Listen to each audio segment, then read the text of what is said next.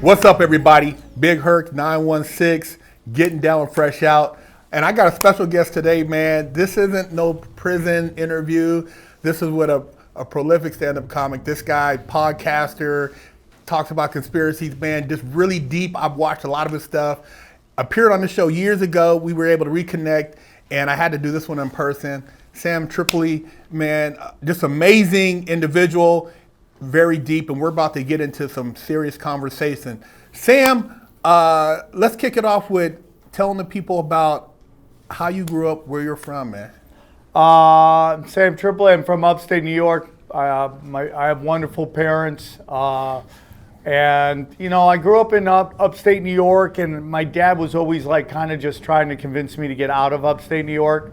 So that was always in the back of my mind, and I always wanted to do something before. My best friend, I have a bunch of friends. We all still talk. There's like 8 of us on a text thread, and one of my friends is Tony Dorado, and he told me I always wanted to do more. Like when I was a kid, all I wanted to do was be the first white player on John Thompson's Georgetown Hoya team, because it was only black guys. Yeah. And like I discovered basketball through Patrick Ewing, and all I wanted to do was do that. So I always had aspirations, and you know, and I got class clown in 6th grade. Then I got class clown as a senior, because from the moment I realized I existed in the universe, I wanted to make people laugh even before I knew that was something. So as soon as I graduated, I moved to Vegas, and I basically created the Las Vegas comedy scene. When I showed up, there was one open mic every other week.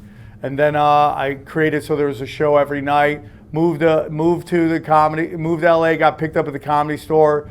And then through just a series of just craziness and podcasting, I came up with a show. I always talk conspiracies. I was raised by very paranoid people. My dad always told me, believe nothing what you hear, half what you see. And in 2025, you should believe nothing what you hear and nothing what you see with this AI stuff coming out. And so I was always into conspiracies through college. I was reading Noam Chomsky about manufacturing cassette. So anyways, I wanted to do a new podcast, and I was really into the Hillary Clinton, Bernie Sanders stuff, like she kneecapping him. So I started a podcast, and I was like, what name should I go with? And, you know, and I used to love NWA, and I really was like, dude, they took that word and they owned it. And so I'm like, what is the term that I could use that is so demonized, but I'm gonna own it? And I came up with Tinfoil Hat, and we've been rocking and rolling ever since. And like, you know, now to kind of see where conspiracy is. I'm not the first to do a conspiracy podcast. There's some really great ones out there like Higher Side Chats and No Agenda. They were way before me. But you know, me and a couple of these guys kind of create this precedence, and now you see it everywhere, and I think it's a wonderful time. So that's kind of who I am. I do stand-up, I produce my own stuff. I've been touring my whole career, and I just love podcasts. I have 8 podcasts, mostly because I just talk to myself all day, so I might as well just put a camera in front of me, and here we are, dude. Now I'm in the room with you. What was the moment where you saw the flip? I know for me, it was in prison, talking to some guys about the law and about spirituality and about the whole process of being convicted and what you go through. Some Hawaiian guys, and dude, it's like I lost sleep. I couldn't sleep, you know, and I'm in the Matrix, and that was like my wake up moment. The last time I got locked up, what was your wake up moment? What was when you just sat back and like, dude, this is not reality? Okay, so there's a couple ones, and if you have kids watching, you might want to turn it off for a second. The first conspiracy I ever learned was Santa Claus, because Santa Claus is a giant blackmailing scheme to get you to act right, and they pay you off with gifts. So, you know, if you don't act right, they're not going to give you gifts. And then all the adults are in on it. Everyone is conspiring to convince you this magical man is showing up. So now you can bring the kids back. The second one was I was a big pro wrestling fan as a kid, and when Hacksaw Jim Duggan and the Iron Sheik were found in the same car, that blew my mind. I was like, you guys are supposed to hate each other? But the real big one was when I was in, I think I was still in college around this time, but it was right after. Bill Clinton is the first time I've ever seen a president live in person. He was campaign. He came to UNLV. And he did a giant, he did a big speech in front of everybody. My friend from my fraternity, Chris Ray, came with a libertarian sign, and Secret Service just grabbed him and took down the sign. I'm like, oh, that's interesting. I thought we had free speech. But the moment that really opened my eyes was, after all the Whitewater and the Monica Lewinsky stuff with Bill Clinton, after his administration was done, he shows up one day and they're doing a picture of Trent Lott, a famous politician from years gone past, and he was getting his portrait in the Library of Congress. And at this portrait revealing were 4 politicians. It was Trent Lott, Orrin Hatch, Newt Gingrich, and Bill Clinton was right there with them, smiling and laughing. And I was like, these guys were trying to murk you your entire administration, and now you're here laughing with them? And I literally go, oh, it's all bullshit, dude. It's all pro wrestling. It was all a lie. They sold us this thing, this good guy, bad guy stuff. In reality, they're all working together. And I really woke up that day and I go, I don't trust any of these people anymore. The last of the 2 politicians I voted for was Barack Obama's first term. And then I remember he was running on free health care, and they were he was just really early into his administration, and they were debating his health care bill. And guess what he did? He flew to Germany to give speeches why they were debating his bill. I'm like, oh, this dude he's a part of it as well. So I never ever voted for any of these politicians again. And what everything's going on with Trump right now, it's like, I fucking saw that coming, dude. I knew it was going to happen. It was just, you saw it in his first administration. You saw it this time. Still would take him over Kamala Harris, because the difference between a Trump press conference and a Kamala Harris conference, Trump's all closeted gays behind him, and behind Kamala Harris is going to be just fat feminists, trans, and BLM. That's going to be the only difference between their press conferences. So, it's all theater, dude. It's all theater. Another red pill moment for me was I was really big into growing up into fashion design. I was one of those kids always out the box like yourself. I used to look in GQ and I wanted to be one of these designers or one of these guys in a Lotus, watch Lifestyle of the Rich and Famous. I was all into that. And I remember I asked my grandfather one time, I'm like, hey man, do you ever think about if you want to be rich and famous or do this and that? He said, man, I'm not that smart. He said, but you're smart. You're good in school, blah, blah, blah. And I'm like, I was kind of messed up. Like, what do you mean you're not that smart, right? He's a hard worker. He did it well for himself, but he didn't really believe in himself at that level. So for me, looking at that, and man, I forgot where I was going with it, but what was I thinking of? I was going to go somewhere with that, but I lost my train of thought. That happens to me all the time. I had a drifts into the ether, and I'm never. Yeah, okay, that. Modeling. So when you said the Santa Claus, well, for modeling, so modeling design. So I used to write. I wrote Nike. I don't really know if you remember they used to have a magazine, East Bay, you could order shoes from back in the day when we were growing up. You go to East Bay, check it off, get the Jordans, whatever, the Nikes. And I used to think man, I could be a shoe designer, and I could make my mom, we'll get rich, we'll get out of the hood. So I used to write them, I designed shoes and all this stuff. I remember I wanted to design video games. I used to write in television. I wrote Atari, I wrote Coleco. I was just a fan. I didn't know what the hell. I was drawing pictures, show the different phases of the different levels of the game. Taking a shot. But anyway, so when I moved out of the hood and we moved to Orange County and I seen an ad, I started looking at the book, like maybe I could become a model, go and become a famous model, whatever. So I went down there, took some pictures with this guy, right? And brought some little bullshit clothes I had. But then when I went to pick the pictures up, I showed up and there was this female, which I thought was a female, but it was a guy dressed up in drag. And he's like, what year is this? This was 1990. Oh yeah, dude. Yeah. And so I was still in high school. I just turned 18. 17 going on 18.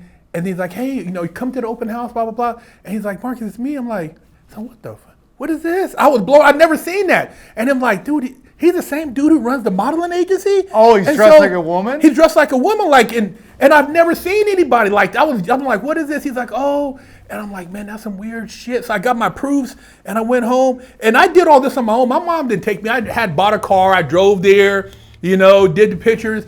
But I'm like, shit, that was some weird shit, right? And then I went to, I was gonna go to Fashion and Design Institute, and I went there, and a lot of the students were like these, I'm like, and my stepdad looked at me, I'm like, dude, do I really want to get in design? I mean, what is this shit, you know? Dude. And I had nothing against gay people. I just didn't know that that's what that industry entailed. I thought you could just be a good looking dude. You know, I was decent shape. I could be, you know, whatever. So, you know, fast forward, and I remember going on an audition and trying to get back into the game later on. I'm like, man, I got to transition out of adult and get into like the regular, I want to be a regular model. And I remember meeting this guy, and he told me, he's like, dude, when you go on these auditions and they tell you to take your shirt off, just get completely naked. I said, what do you mean? He said, man, just trust me, you'll get the gig, just get naked when they ask you to take your shirt off. And I went to an audition off of Sunset, and it was in these dudes, I don't know who it was for like an underwear thing, not even underwear, just said showing your top, right? So I went in there and they said, you can take your shirt off. And I took my shirt off and they just kind of paused and looked at me. And I looked at them, I gave them the look, they gave me the look. They said, you can put your shirt back on, right? And then I left and went down into the lobby. There's a couple, I was only black, there's a couple white guys, and one dude pulled up in a Corvette. He's like, I'm like, man, this dude, he's always working, man. And so they have a party for the guy who's a photographer who has a lot of connections with FHM and men's, the other magazine that was popular. And the dude, we're at a club on Sunset, or a Hollywood Boulevard, and I remember pulling up, and I'm there with my fiance at the time, and all the dudes in the middle, and all the dudes are dancing around them. They're dancing, and I'm looking like, hey, Fred. He was like, what's up? And he's all happy. I'm like, fuck, man, what is this? Yeah. This is what I got to do to be down? Yep. I had no idea, bro. Yeah, dude. Yeah. I mean, they position themselves in all sorts of positions of power, dude. Especially that where you're around good-looking people. That's a big thing. Everything's sexual. And it also gets into like, you know, there's only so many opportunities. The supply is way bigger than the demand. So once you have that kind of PowerPoint, you can manipulate stuff. It's like, how bad do you want this? Like, what are you willing to do it? And like, you're hearing that a lot with the rap game right now. You know, it's all coming out. You know, it's like, you know, you look at how many of these guys are down low. It's kind of crazy, but there's so many rappers out there. You got to find the people willing to do whatever you want. And it's you know, even when you start getting into politics, it gets even darker because you're controlling purse strings. So it's like they only want their people in there, and it goes, you know, and depending on where you are in history, what is taboo at that point. You know, there was a time when, like, if a guy stepped on his wife, that would be a career ender. Well, as we get more and more lax with the social norms, it's got to get weirder and weirder. And that's why you see all the Epstein stuff going on, because that's how you can control people. Before we jump into Epstein, what do you think about that comment Obama said about his gay professor?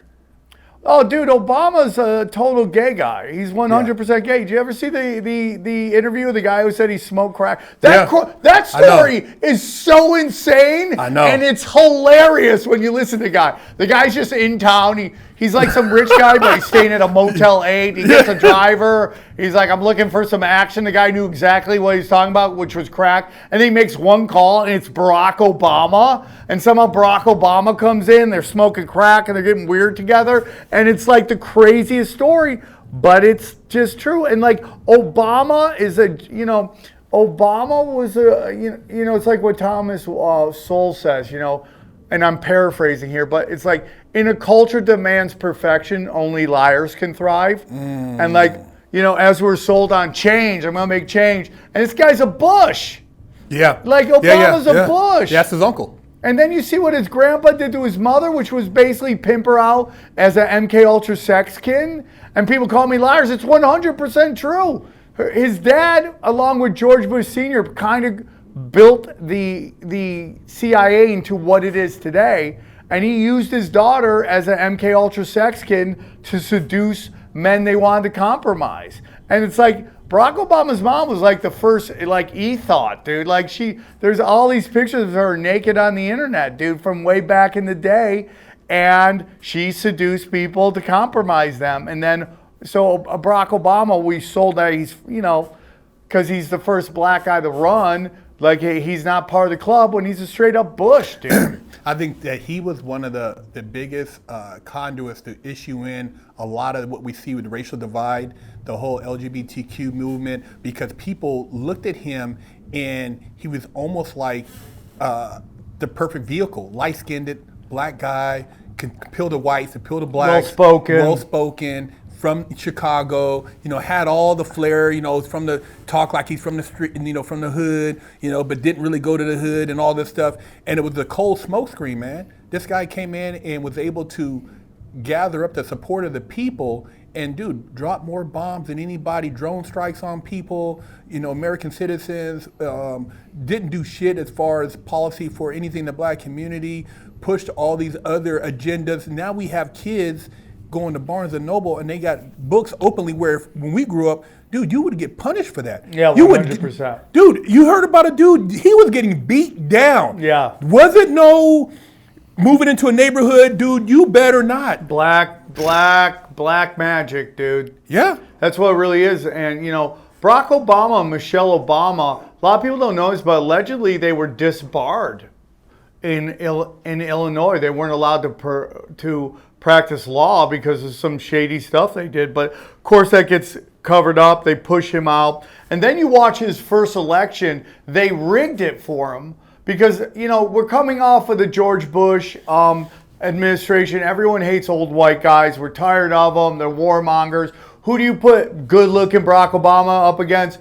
John McCain, who is the epitome of rich white warmongers, and he wins in a landslide because everyone's tired of it. And you're right, dude. I mean, this stuff coming out right now that Tulsi Gabbard's pushing, which is this Russiagate stuff, the ObamaGate Russia state, it's 100% real. And it is 100%, 1,000 times worse than Watergate. But the timing is being used because the Epstein list and all that stuff. If you study that Russiagate stuff, basically what Barack Obama and Hillary Clinton did is they tried to frame an elected president in with the goal of unseating him and inserting her in. Yeah. And there's no real mechanism to do that, but they didn't care at that point. And they made up the whole Russia. What they did was they planted a guy named Carter Page on Trump's. Well, it starts actually that Hillary Clinton does some polling to find out what people don't like about her. And they don't like that she sold uranium to the Russians. And that was done on purpose because what they had hoped was they would give the Russians uranium. Then the Russians would give uranium to the Iranians. And then they could say, oh, dude, we got to go to war with them because they got uranium. It was all a ploy, right? So they did polling and they found out that people hated that Hillary Clinton sold uranium to the Russians in the Uranium One deal. So they go, okay, how can we, and it's old saying, accuse your opponent of what you're guilty of. Accuse your enemy of what you're guilty of. So then they came up with the idea, we're going to frame Trump as a Russian collusion.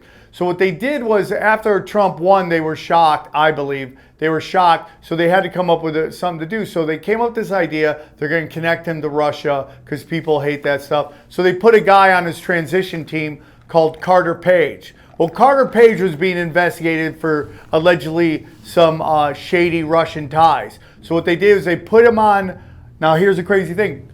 Carter Page was also working for the Clintons back in the day.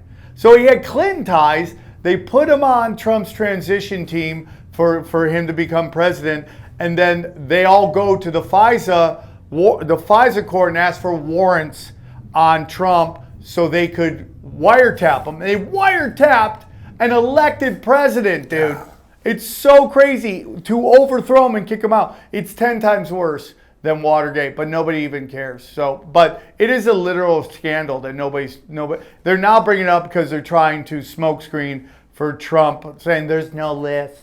There's no list, even though he ran on that forever. Now about the list, somebody was telling me that he could possibly be using the list to blackmail the people who try to kill him.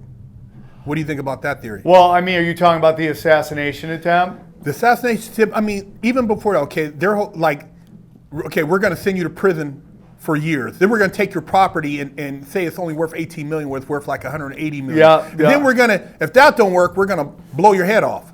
You know, because people say it's staged, but I mean, I find it hard to believe that anybody would trust somebody with an assault rifle at a 200-300 yards. Well, let's just take a look at all these cases. How many of them stuck? None, right? You're like, is he that good, or was it done on purpose to kind of rally everyone behind him that, hey, they're going after him too? Like, and he would say that.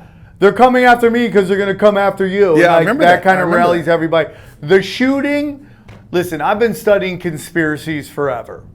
And one thing I've learned is when they have these high impact events, they have multiple layers to ensure it happens. 9/11, you have everybody fighting about 9/11 because they all have their theory. And the truth is, all of them might be true. They're all layers to ensure that the job gets done. Like when you look at the JFK assassination and you look at the plaza, people don't realize so many of those people there are hired assassins.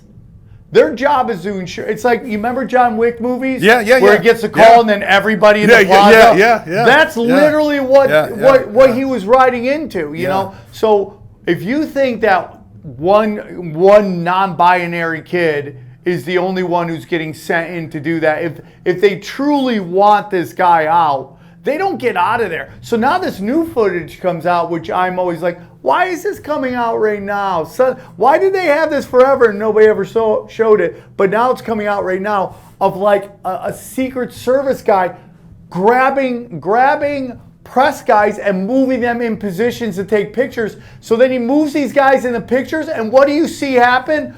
The flag lowers down into the picture. What? Do you see that? No way. It's so nuts, dude. What? Yeah. Now, another thing of bringing that up, who films at that speed to catch the bullet? Yeah. Nobody sets their camera. Your camera has to be preset to do that. We film all the time, and it has to be a certain speed in order to get the foot. I mean, who thought?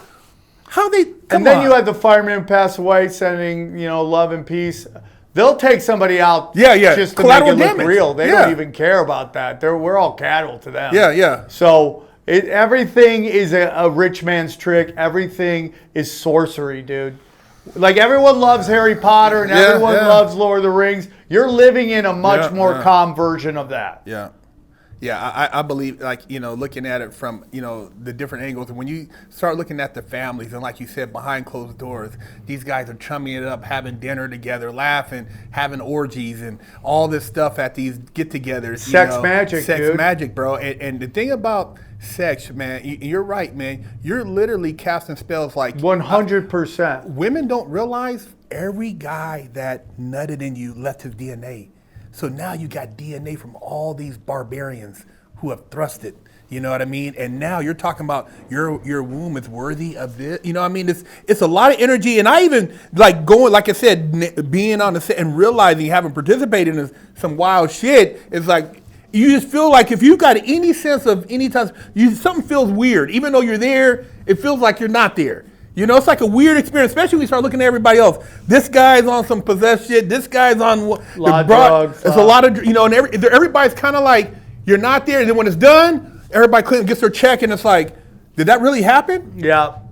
So it is. It's a lot of, like you said, I believe it, black magic shit going on, some sorcery, man. Everything's sorcery. And it's like they've also kind of like tried to normalize outlaw shit.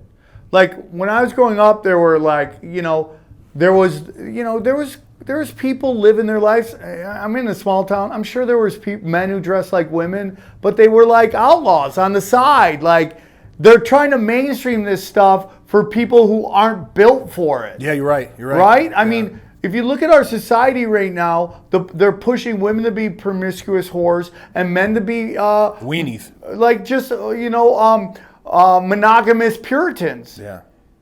And it's not the way it's supposed to go. And it's just, I got in a debate with my co-host one time because we were debating, Islam versus West. And, I've known a lot of Muslims. They've been very kind to me, obviously. Wahhabism is the extreme version of all that stuff. And, I'm all for free will. I'm all for free will. You should have the free will to do whatever you want. Because you look at the Middle East, you're like, oh, they can't drive, they can't vote. The voting thing sounds great, but they can't do any of that stuff, right? And we go, that's bad, which it is, right? But the data that is coming out on our culture is not good. It's not good because it's not just free will. It's free will with powerful psyops convincing you to use that free will against yourself. So I'm all for, like, everyone should be. You should have a dream. You should be able to follow. You should be able to do what you do. But the data's coming out. It's disastrous right now. Our institutions are crumbling. You know, the nuclear family's dying. People are getting farther away from God. The birth rate is, boom, starting to crash and burn. And once you get to a certain point, if your birth rate's so low, you can't come back from that. Yeah, they're saying in another 20 or 30 years, Japan won't exist. Yeah. They're not having no kids. And there was I've seen on the internet a study where if you can't, it's 1.9. If you can't get past that, if you're below that, your civilization, your culture will die out. We're at 1.8 in America. Yeah, 1.8. So it's another 40, 50 years. And you see it, and they said, I think Islam is like 3 points. It's No, dude. This thing came out in Europe. Like if you go like Italy, it's like 1.2. You go to Germany, it's 1.3. In Europe, the average Muslim woman is having 8 kids. Yeah, I see. Yeah, right. Yeah, 8 kids. It's absolutely. They're not doing abortions and no. No. Yeah. And it's just again, it's just like I love free will. Everybody should have free will, but something is happening. And we're getting into this point in this country where our programming is overriding our basic instincts, our basic drives. You know, when you have people thinking, I don't want to have kids because I like my life and all that stuff, something's going on that's overriding your desire to pass your genes on. Yeah. And even if you look at what's going on in the Middle East and Gaza, and like we have basic instincts in us to protect kids at all times. If you're at a park and a kid's getting hurt, it doesn't have to be your kid. You're like, hey man, you okay? Hey dude, what's going on here? Is this kid okay? But you have people talking about how like newborns are terrorists. That is the product of major programming going on, that it's overriding your own basic instincts. And you see that left and right. Women want to care more about jobs and having children, but then you study like the elderly, like who are like in hospice, and you ask like, what's your biggest regret? They always say I work too much. And now you have women are going, I just want to focus on my occupation. Life gets really small. Well, there's actually a group of people in Japan, and I did a story about it, where the women are committing crime because they go into jail so they can have friends. They're lonely. Dude, nobody's banging Japanese chicks. Nobody's banging the Japanese. Nobody wants to have kids.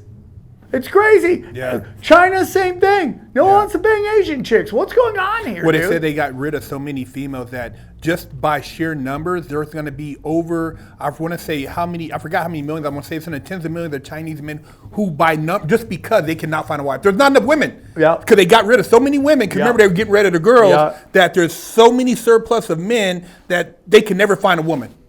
That's crazy, man. It's so nuts, and that's just communism, dude. There's this crazy story going on right now about people are talking about China's population, right? So we've always been told it's 1.4, but I've been watching a lot of like videos on people who visit China, and they're always saying the same thing. It's empty. There's no one around here. The ghost cities. And we were sold that the ghost cities were, they built it. Yeah. So you're like, now you're starting to hear that these cities are empty. So I've been watching like these videos, and they're doing data from from the UN, the WHO, all these things, and they're saying the numbers are weird. They say the actual number of probably the amount of Chinese was in 2019 was 900 million people, not 1.4 billion. And that's still a lot of people. Yeah. But now they're doing data after all the COVID stuff, and they think that China's population could be down to 400 to 500 million people. And it's based on kids in schools. It's based on the amount of funeral homes has skyrocketed. It's quadrupled. And then the amount of salt that China is bringing in from Japan has been cut in half. So you're like, and we already know that the Chinese murked 100 million people during the Colored Revolution. Yeah. Right? And like nobody talks about that. Yep. Mao Wiped just murked almost 100 million people. Yeah. So It's crazy what's going on over there, dude. Yeah, because I was looking at that same thing you're talking about, where it showed it's supposed to be 100 million, and they got people in the city. It's big, this massive, like looks like that movie with Leonardo DiCaprio, where this is a city that's empty. And he said right across over there is Singapore. He said in this city there's only 10,000 people. He said it's creepy. He had the whole pool, and he's looking around. There's like nobody there, and you're thinking like they built this city and nobody's there. Why would you build the city? Yeah. It doesn't make sense. Like they Yeah. said, oh well, people didn't move there. Yeah. No, they disappeared. Yeah. Bro, it's empty. Where'd they go? That shit is crazy. I Dude, seen that it's too. crazy. Like, what is that? That's Communists don't care, dude. no, people They in the middle don't of the care. night to snatch you up. Yeah. I mean, we saw crazy videos of like having these vehicles spraying like houses. Like, what was in that? We saw them trying to like weld in doors. Yeah. It's definitely, and they said during that, what we're talking about, they said that more people died than World War I, World War II, and the Vietnam War combined. So a lot of, and that's just what they say. We don't know the actual numbers, but yeah, that shit is crazy, man. When I see stuff like that, and going back to the Epstein thing now with Ghislaine Maxwell talking about she wants to talk now. What do you think that's about? Oh, bro, I'll be more surprised if she doesn't get pardoned than if she gets pardoned. Or she could be unalived theatrically and then moved Whisked up. away to some island. Probably somewhere. going to Antarctica and chilling with Jeffrey Epstein, There's some weird stuff with that, dude. How do you have a case like that when there's no Where is the people at, man? Exactly. Who were the Johns? Who was buying? I mean, really, like, I don't get it, man. Like, when I've seen people get RICOs and stuff and CCEs, there's like 30 people on indictment. Yeah, if you want to understand politics, you have to look through it through this lens: demoralization. Their whole goal is demoralization. Yeah. What they want right now is martial law. Yeah, you're right. That's Yeah. everything. Because once you install martial law, you throw out the Constitution. Yeah. And, it's like if you study, we're in California, they're still under COVID protocols, I think. Like, once they get power, they never give it back. You're right. Right? So, if you ever have a moment and you just want to kind of watch an interesting doc, it's not, it's produced in like the 60s or 70s, so the production value isn't what today. But it's called The Capitalist Conspiracy by G. Edward Griffin. And it breaks down all of it. And it's like happening in real time.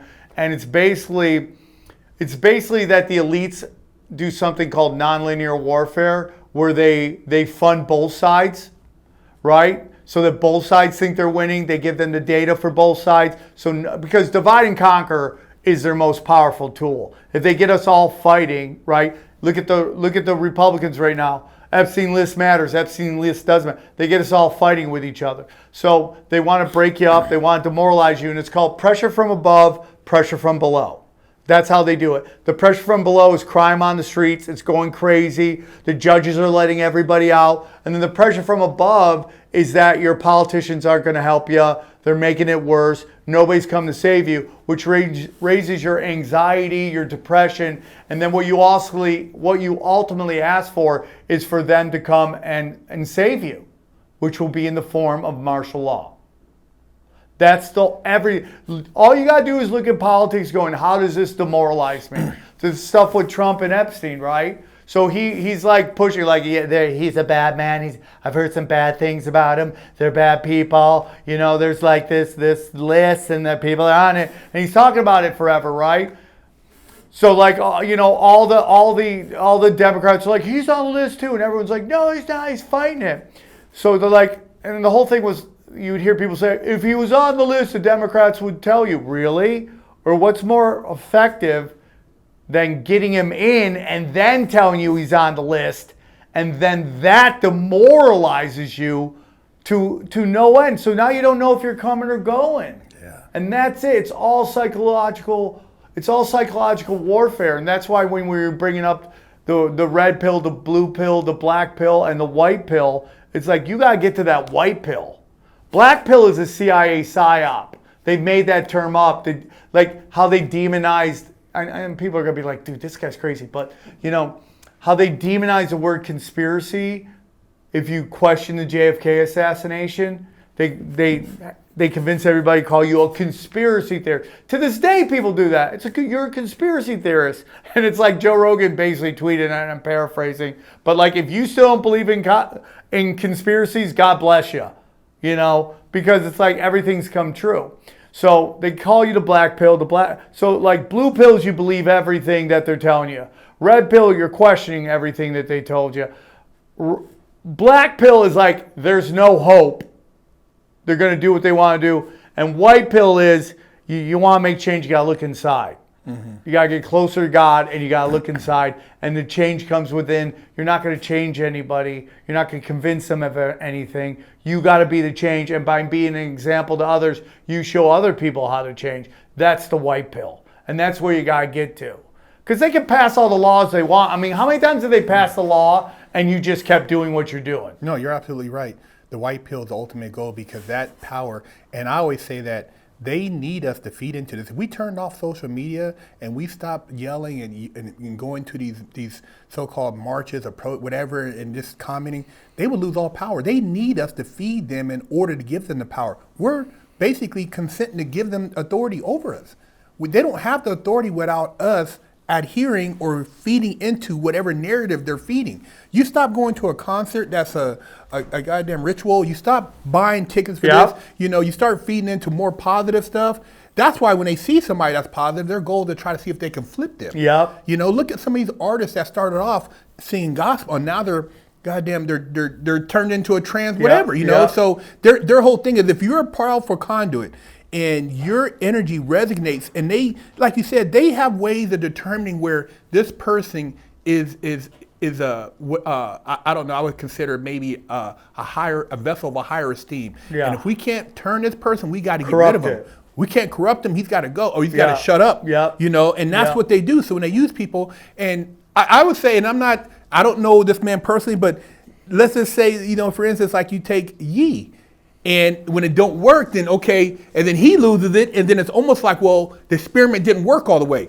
But then you got other artists who went along with it, and now they're billionaires. You know, you can have the world. This is your world. That's what they can get. Hey, man, you want this? You want women? You want money? You want cars? You want this? I'll give you all of it. But then when we call your number, your child, your mom, your brother, somebody's got to go. You could pick, we could pick. Blood sacrifice. It's blood sacrifice. And it's no different when you look at, like, if you go through history, and just, if you don't, people don't believe like what we're living in. Like you said, this is a spiritual war. There's a spiritual stuff going on. Just look at your money. You never, in school, they never broke down all the symbolism on the 1, the 5, the 10, the $2. Look at the numbers. Look at the Greek, the leaves, the Egyptian. You can find little owls in there. All that stuff is not, eyes. And they didn't just draw that on accident. This shit is symbolic, so they operate and they believe that wholeheartedly, or else they wouldn't have based a monetary system on that shit. They believe that. And what they used to do back in the day, remember in Conan, come my son. He jumped off the goddamn pyramid. So you talk about now, we can't openly do it, but we're doing it. Let's have a concert. Call so-and-so, goddammit. Set it up the ritual for ball. The mouth, 100%. The flames. Okay, make it, there's an accident. How many people died? 13 goddamn good sacrifice that day. Oh, we're suing this. They don't give a fuck. That's part of the game. But you think it's just a concert and an accident. This shit is not accident. Well, you study the Israelites, and when the God got angry with them because they started worshiping a golden calf, right? And then you look outside Wall Street, and there's a giant golden bull. That's Moloch, dude. That's Moloch, yeah. They worship Moloch. Money is magic, dude. It can be used for really good stuff and used for dark stuff, and they've manipulated all of it. Just think about what fractional reserve banking does. They basically convince you that this is a unit of worth, that they can hit a button and produce a ton of it. So what they did is how they bribed everybody. They printed all this. They took our money off the gold standard, which means we could only have so much money based on how much gold we had. Well, Nixon put it on Saudi oil, right? And there's unlimited Saudi oil, so you can print unlimited money.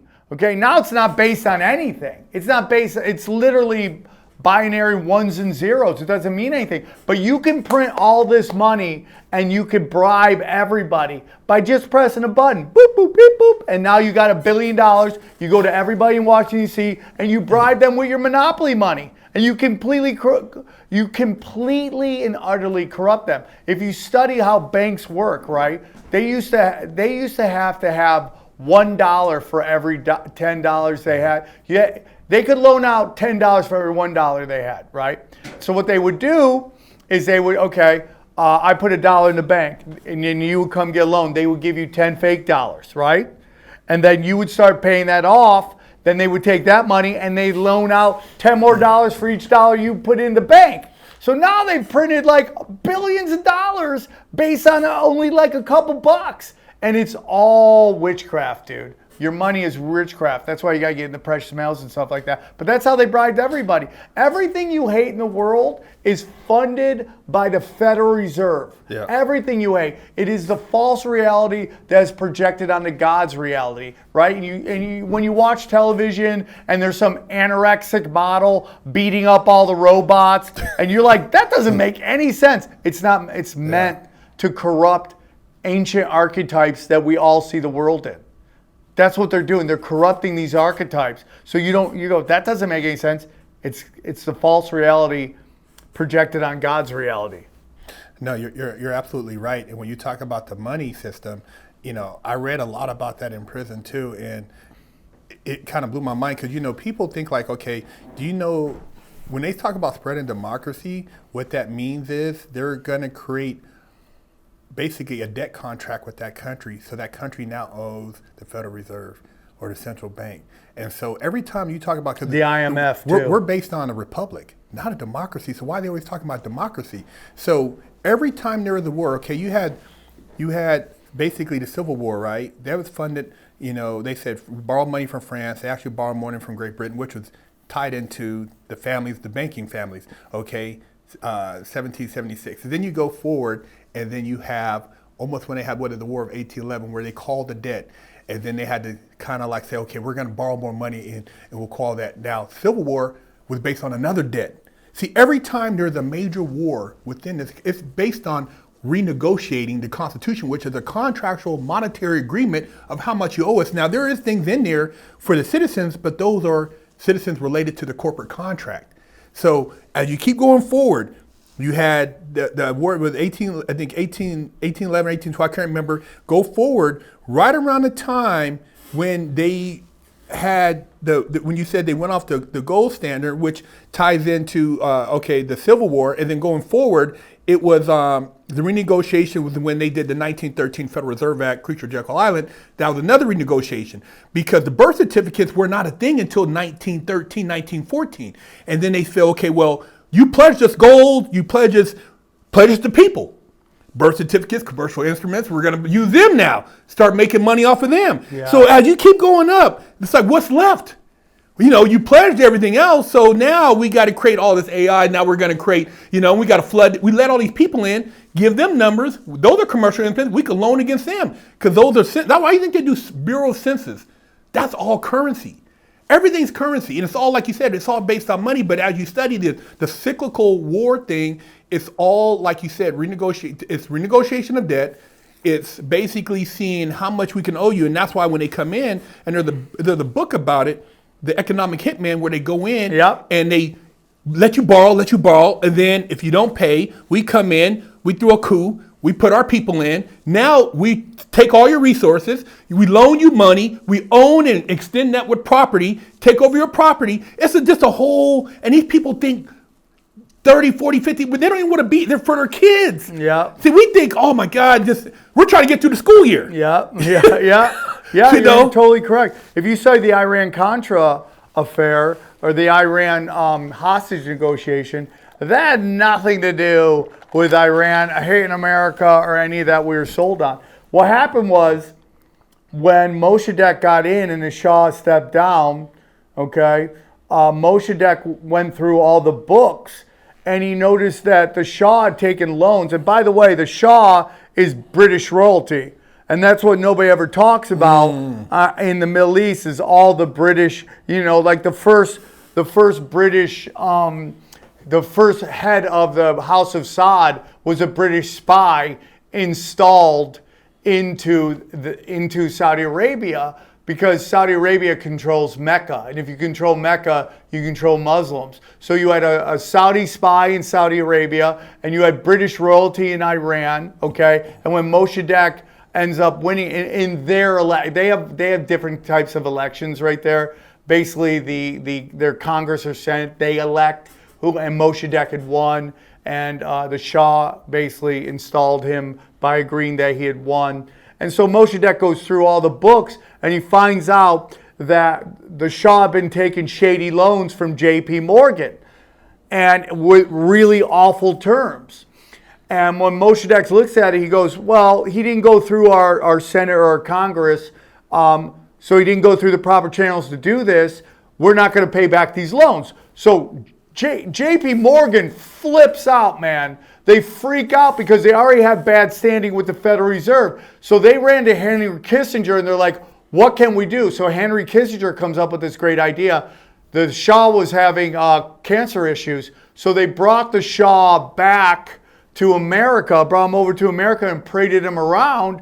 And when the Iranians saw that, they're like, don't you try to install him again. We'll go crazy, man. We'll hijack, we'll take your embassy hostage. And they kept doing it, so they actually stormed the embassy before that no one knows about, and they took hostages for 3 days just to show them they could do it, and then they released the hostages.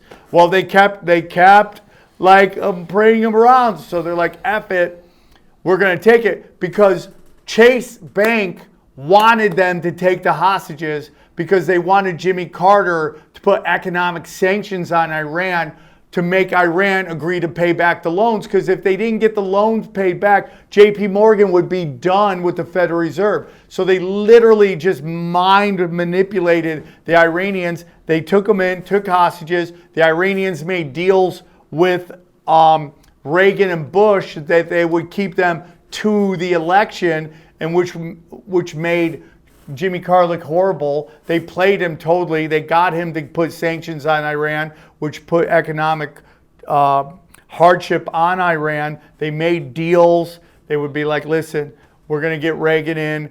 We'll make deals. We'll take off these sanctions. Just hold the hostages to the day after the election. And as sure as shit, Reagan gets elected. Next day, bang, hostages are released. So that was all about banking too. It's all banking wars. If you study South Africa, I'm not saying there's not racial strife, but the reason the international community got mad at South Africa is because they wouldn't take IMF loans, because they were so rich in natural resources. They're like, we don't need your loans. We're not going to take them. And they're like, you take our loans. So when they wouldn't take the loans because they had so much money, the international community came in, screamed about apartheid, and just destroyed them economically until they agreed to take loans.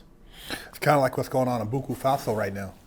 You know, the guy from Burkina Faso, the president. Oh, yeah, dude. That guy's real deal. Real deal, man. He basically 19 assassination attempts. He went and bought, I forgot how many different tractors that teaching people how to field, opened up a bunch of schools. He kicked the Dutch out. He kicked out the basically the French, who was screwing him over on the uranium deals, and he basically said, we're not going to pay back in whatever your currency, we're using our own.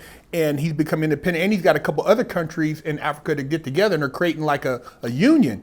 And so he's disrupting, and the first thing they say over here, he's using the gold for his own wealth, because they don't want, what have you guys been doing over here? The guy who's over here, who's on the relations of African relations over here, the general, the black guy. And of course, there's a black guy saying about another black guy, you know, and so this guy is really trying to create Africa's independence, and he's a role model, inspiration to the other African nations over there, kind of like what Omar Gaddafi was. But this guy's going through it, and I don't know, I'm hoping, how long he could stay alive to get what he needs done, but he's making real changes. And they said by them cutting off France is going to be a third world country. They have no resources. Yeah. France is stealing everything they have from Africa. Tell me about England. How does England make any money? They're a tiny island. They have no money. Because in reality, the empire is still around. They just made the United States look like the bad guy. Yeah, so everyone's like, oh, America, America. Yeah. It's the British Empire. There's a power structure, dude. At the top is the 13 families, the black nobility, and then under that are the 3 pillars of control, which is the Vatican, the City of London. Nobody knows about the City of London. They think I'm talking about London. No. Within London, there's a City of London. And dude, the king can't even go in there without permission. They all have immunity. And those are the bankers. And then Washington, D.C., no one realizes D.C. is a sovereign territory. It's not part of the United States. They're always talking about making it like a state. It's a sovereign territory. Because that controls the military. So the Vatican controls religion, the City of London controls banking, and the Washington, D.C. controls military might, which is how you control humanity. Yeah. And people don't realize, like, basically, D.C. is a replication of Egypt and the pyramids. 100%. Benjamin Banneker designed Freemasonry. Freemasonry. It's all, and people are like, oh, we're Freemason. I'm a Mason. You're not a Mason like these guys. No, dude. You're just on the. There's levels. There's levels to this shit. A whole nother game as you get into it. You probably have to be born into it, to be honest with you. And they got to trace your bloodline. Because remember, back in the day, you couldn't even.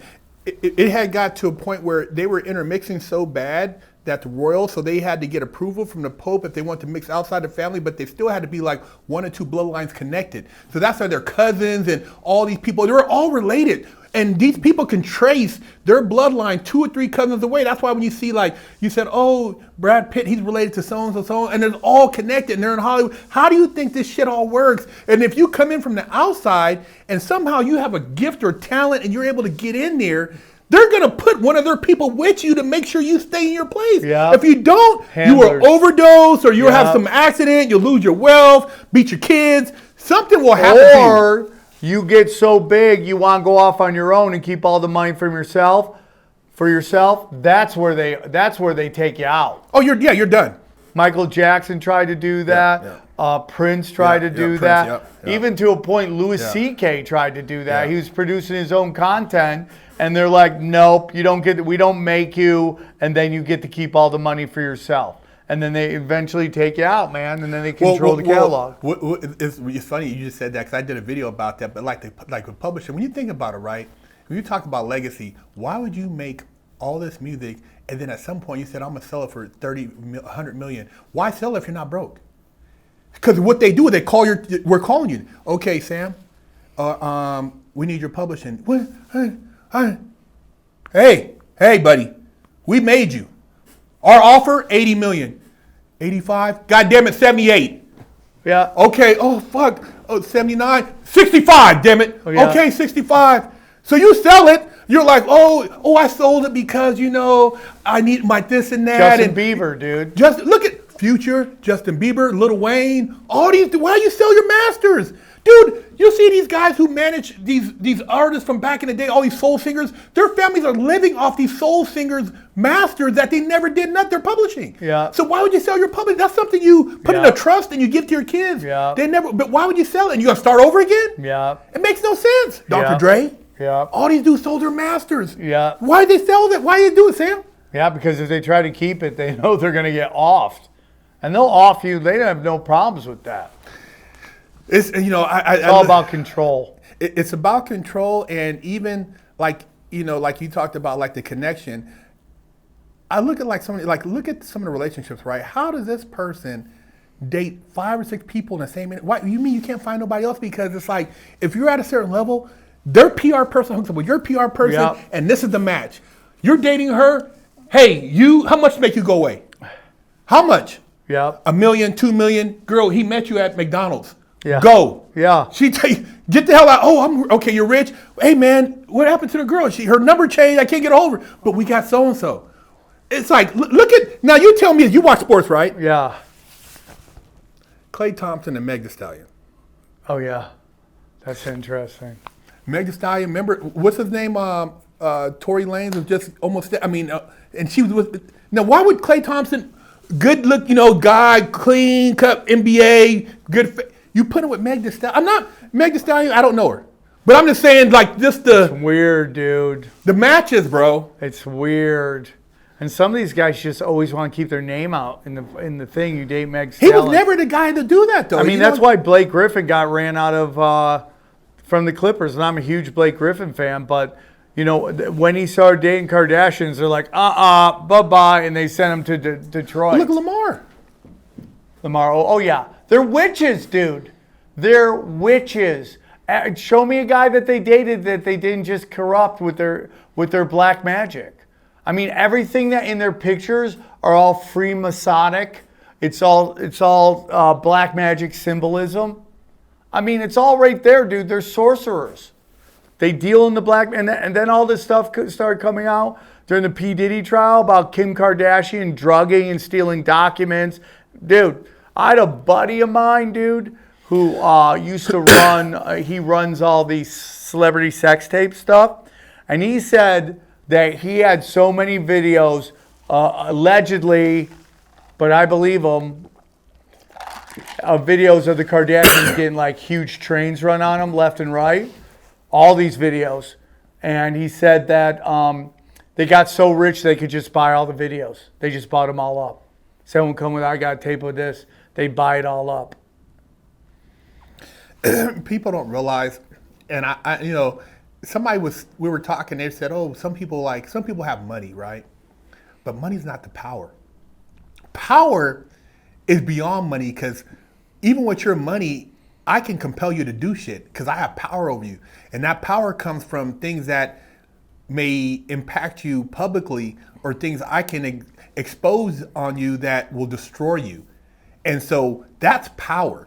And these people, whether they put your name on something to make you think that you control it, but they really run it, you know, or they tell you like, hey, Sam, I'm going to have you do this and that, but I got a great manager for you. And this guy the whole time is taking everything behind your back. You don't even know he's in your accounts. Yeah. You know, I mean, you've seen it where, you know, the guy who wrote Good Times, the guy who wrote Welcome Back Carter. I mean, these guys, it's like, dude, it's such a vicious game. And unless you really are grounded, I mean, like you said, you know, we talk about some crazy stuff, but I really believe, like, even God, like my whole journey, sometimes I feel like it's been preparing me for some other stuff, because I'm like, why would I be so passionate about entertainment and doing and putting the word out? What if I just kept my mouth shut and just kept doing busting cheeks on females? That'd be cool. It'd be easy. You know what I mean? I'll just, exploit myself. But it's empty calories. It is. It's empty, but that's what I'm saying. Like, I feel empty too. It's even the thought feels empty. But I see people, I'm doing this. And you're looking like, wow, man, they're making a bunch of money, but at what cost? Yeah. You know what I mean? Dude, I grew up, Ozzy just passed. I loved him, and rest in peace. And I grew up idolizing all those guys, and I thought it was all about partying and chicks and all that stuff. So I get to LA, and I'm like fully just in it, dude. Partying my ass off at the Comedy Store, hooking up with chicks, doing all this crazy stuff, because I thought that's what life was about. It was about rock and roll, right? While my friends, they didn't do any of that, and they focused, and now they're all playing theaters, and I'm blessed, I'm doing well, but they're all playing theaters. They were just really smart business from the start. And now I look back on all that stuff. When I go to recovery meetings, I always talk about how I was playing a game. I was trying to set a high score in a game nobody else was playing, right? And so I did all this amazing stuff, and I look back on it, even though I go, oh man, we were kings back then, but I realize it's just empty calories. It doesn't mean anything. And when I tell those stories, it's more about how ridiculously stupid I was than actually like bragging about how great it was. Because it was just, again, getting from God, low vibrational, sex magic stuff that just like, as I started to get more and more spiritual, I started looking at things like sin. And I don't know if that's the correct word for them, but I go down all these sins. I'm like, yep, that ruined my life. Yep, that ruined my life. Yep, that fucked my life up. That fucked my life up. And people get mad at it because, what they did with religion, they did with politics. They corrupted it. They positioned corrupt people in positions to get people mad at God. So when you have this like giant Catholic Church scandal with children, you blame God for that. Yeah. And that's not God. That's the actions of men. That's right. In a realm ran by Satan. Satan, it runs the realm. God put Satan in charge here to test us. You're right. Whether you want to believe that or not, that when you look at that makes so much sense, dude. God is love. God has, and I think Jesus was sent down to give us a cheat code how to survive in this thing. And either you're getting closer to God or you're getting farther from God. And everyone wants to blame all the bad shit on God. God gave you free will. Your job is to align your free will with God's plan. And like the farther you get away from that, the more your anxiety goes up, your depression goes up, your anger goes up, and that's when you're easily manipulated. And I think those things come from when you're programming from your life. We were talking about gangster rap, all that stuff. All this stuff that generational trauma pushed on children from parents and grandparents, and then the education system that wants to program you in this ideology type way of thinking. When that program meets the real world and it's not what you were told, that's where you fracture. That's where your anxiety, your depression, and your anger comes from, because what you were told isn't real. And that's where you start to lose it, because they want you on pharmaceuticals. Well, too, when you say like, when people try to blame God, I always think like, at the same time, in order for you to understand something, you have to see what you should not, almost like bear witness. And by either living a life, because I was the type of person like yourself where, people talked about, I'm gonna go do it. I don't want to lie. I'm like, I'm really in the mix. I really did this.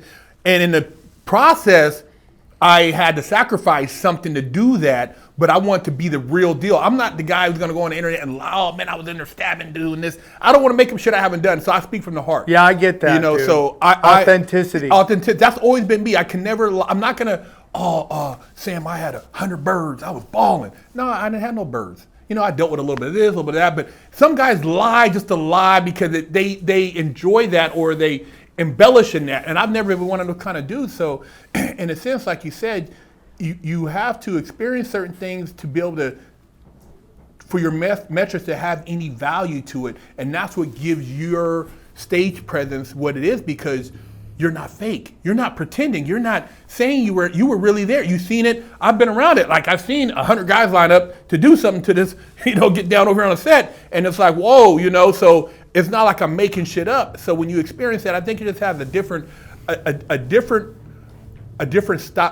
weight to its value. And going back to what you said about Ozzy now, what do you think about, like, okay, Malcolm Jamal Warner, Ozzy Osbourne, Hulk Hogan, they said things happen in threes. You make any connection with that? Well, here's the whole thing. Ozzy was 76 and did drugs a lot. Hulk Hogan was a pro wrestler. Malcolm Jamal Warner. It's not out of the realm of possibilities, right? But also those guys are old. I don't know. It's like I have a lot of wonderful content creating friends, deal with the occult, and they broke it all down with numbers and stuff. Yeah. It's definitely possible, dude. Yeah. As a shift from the Epstein stuff. Yeah. And then so like, I said this. Like ObamaGate is a smokescreen for the Epstein files, which is a smokescreen for Gaza and what Israel's doing in Gaza, which is a smokescreen for Palantir setting up the beast system, right? Yeah. They don't really want you to know that they're setting cameras up everywhere and they're going to be doing biometrics on you. So is everything a conspiracy? I say 100%. Everything's a conspiracy. So it is definitely possible that those things could happen. I don't think they will, like, once you sell your soul, they can do anything with it, dude. They can throw it out like a paper cup if they want to. And talking about the Palantir thing, right? And I always said there's a couple of states where they have bases at. One of them is New York. I feel like these dark entities really want to make a hub. I feel New York. I feel California, they're trying to take over. I feel Oregon, what they've done, and then Washington, like coastal cities, because maybe they get power from the ocean. Somehow they figure, I don't know what it is about it, but the reason I say California in particular, born and raised all over California, seen what they did to San Francisco, used to skateboard there, breakdance there, seen what they're doing in Southern California. And when you talk about like just recently when they had the so-called ice rise, and you go down and you see, I was locked up right downtown there, and there's cameras everywhere, and they centralized that protest and everything that was going on where there's the most cameras per square There footage. were more camera people than protesters. And cameras on buildings. Those fat buildings got cameras everywhere. And like you said, we're practicing running the biometrics. So all those people who are out there, that's a great point. they're running, bro, it's practice. So you're at Santa Monica Junior College, leaving class, what happened?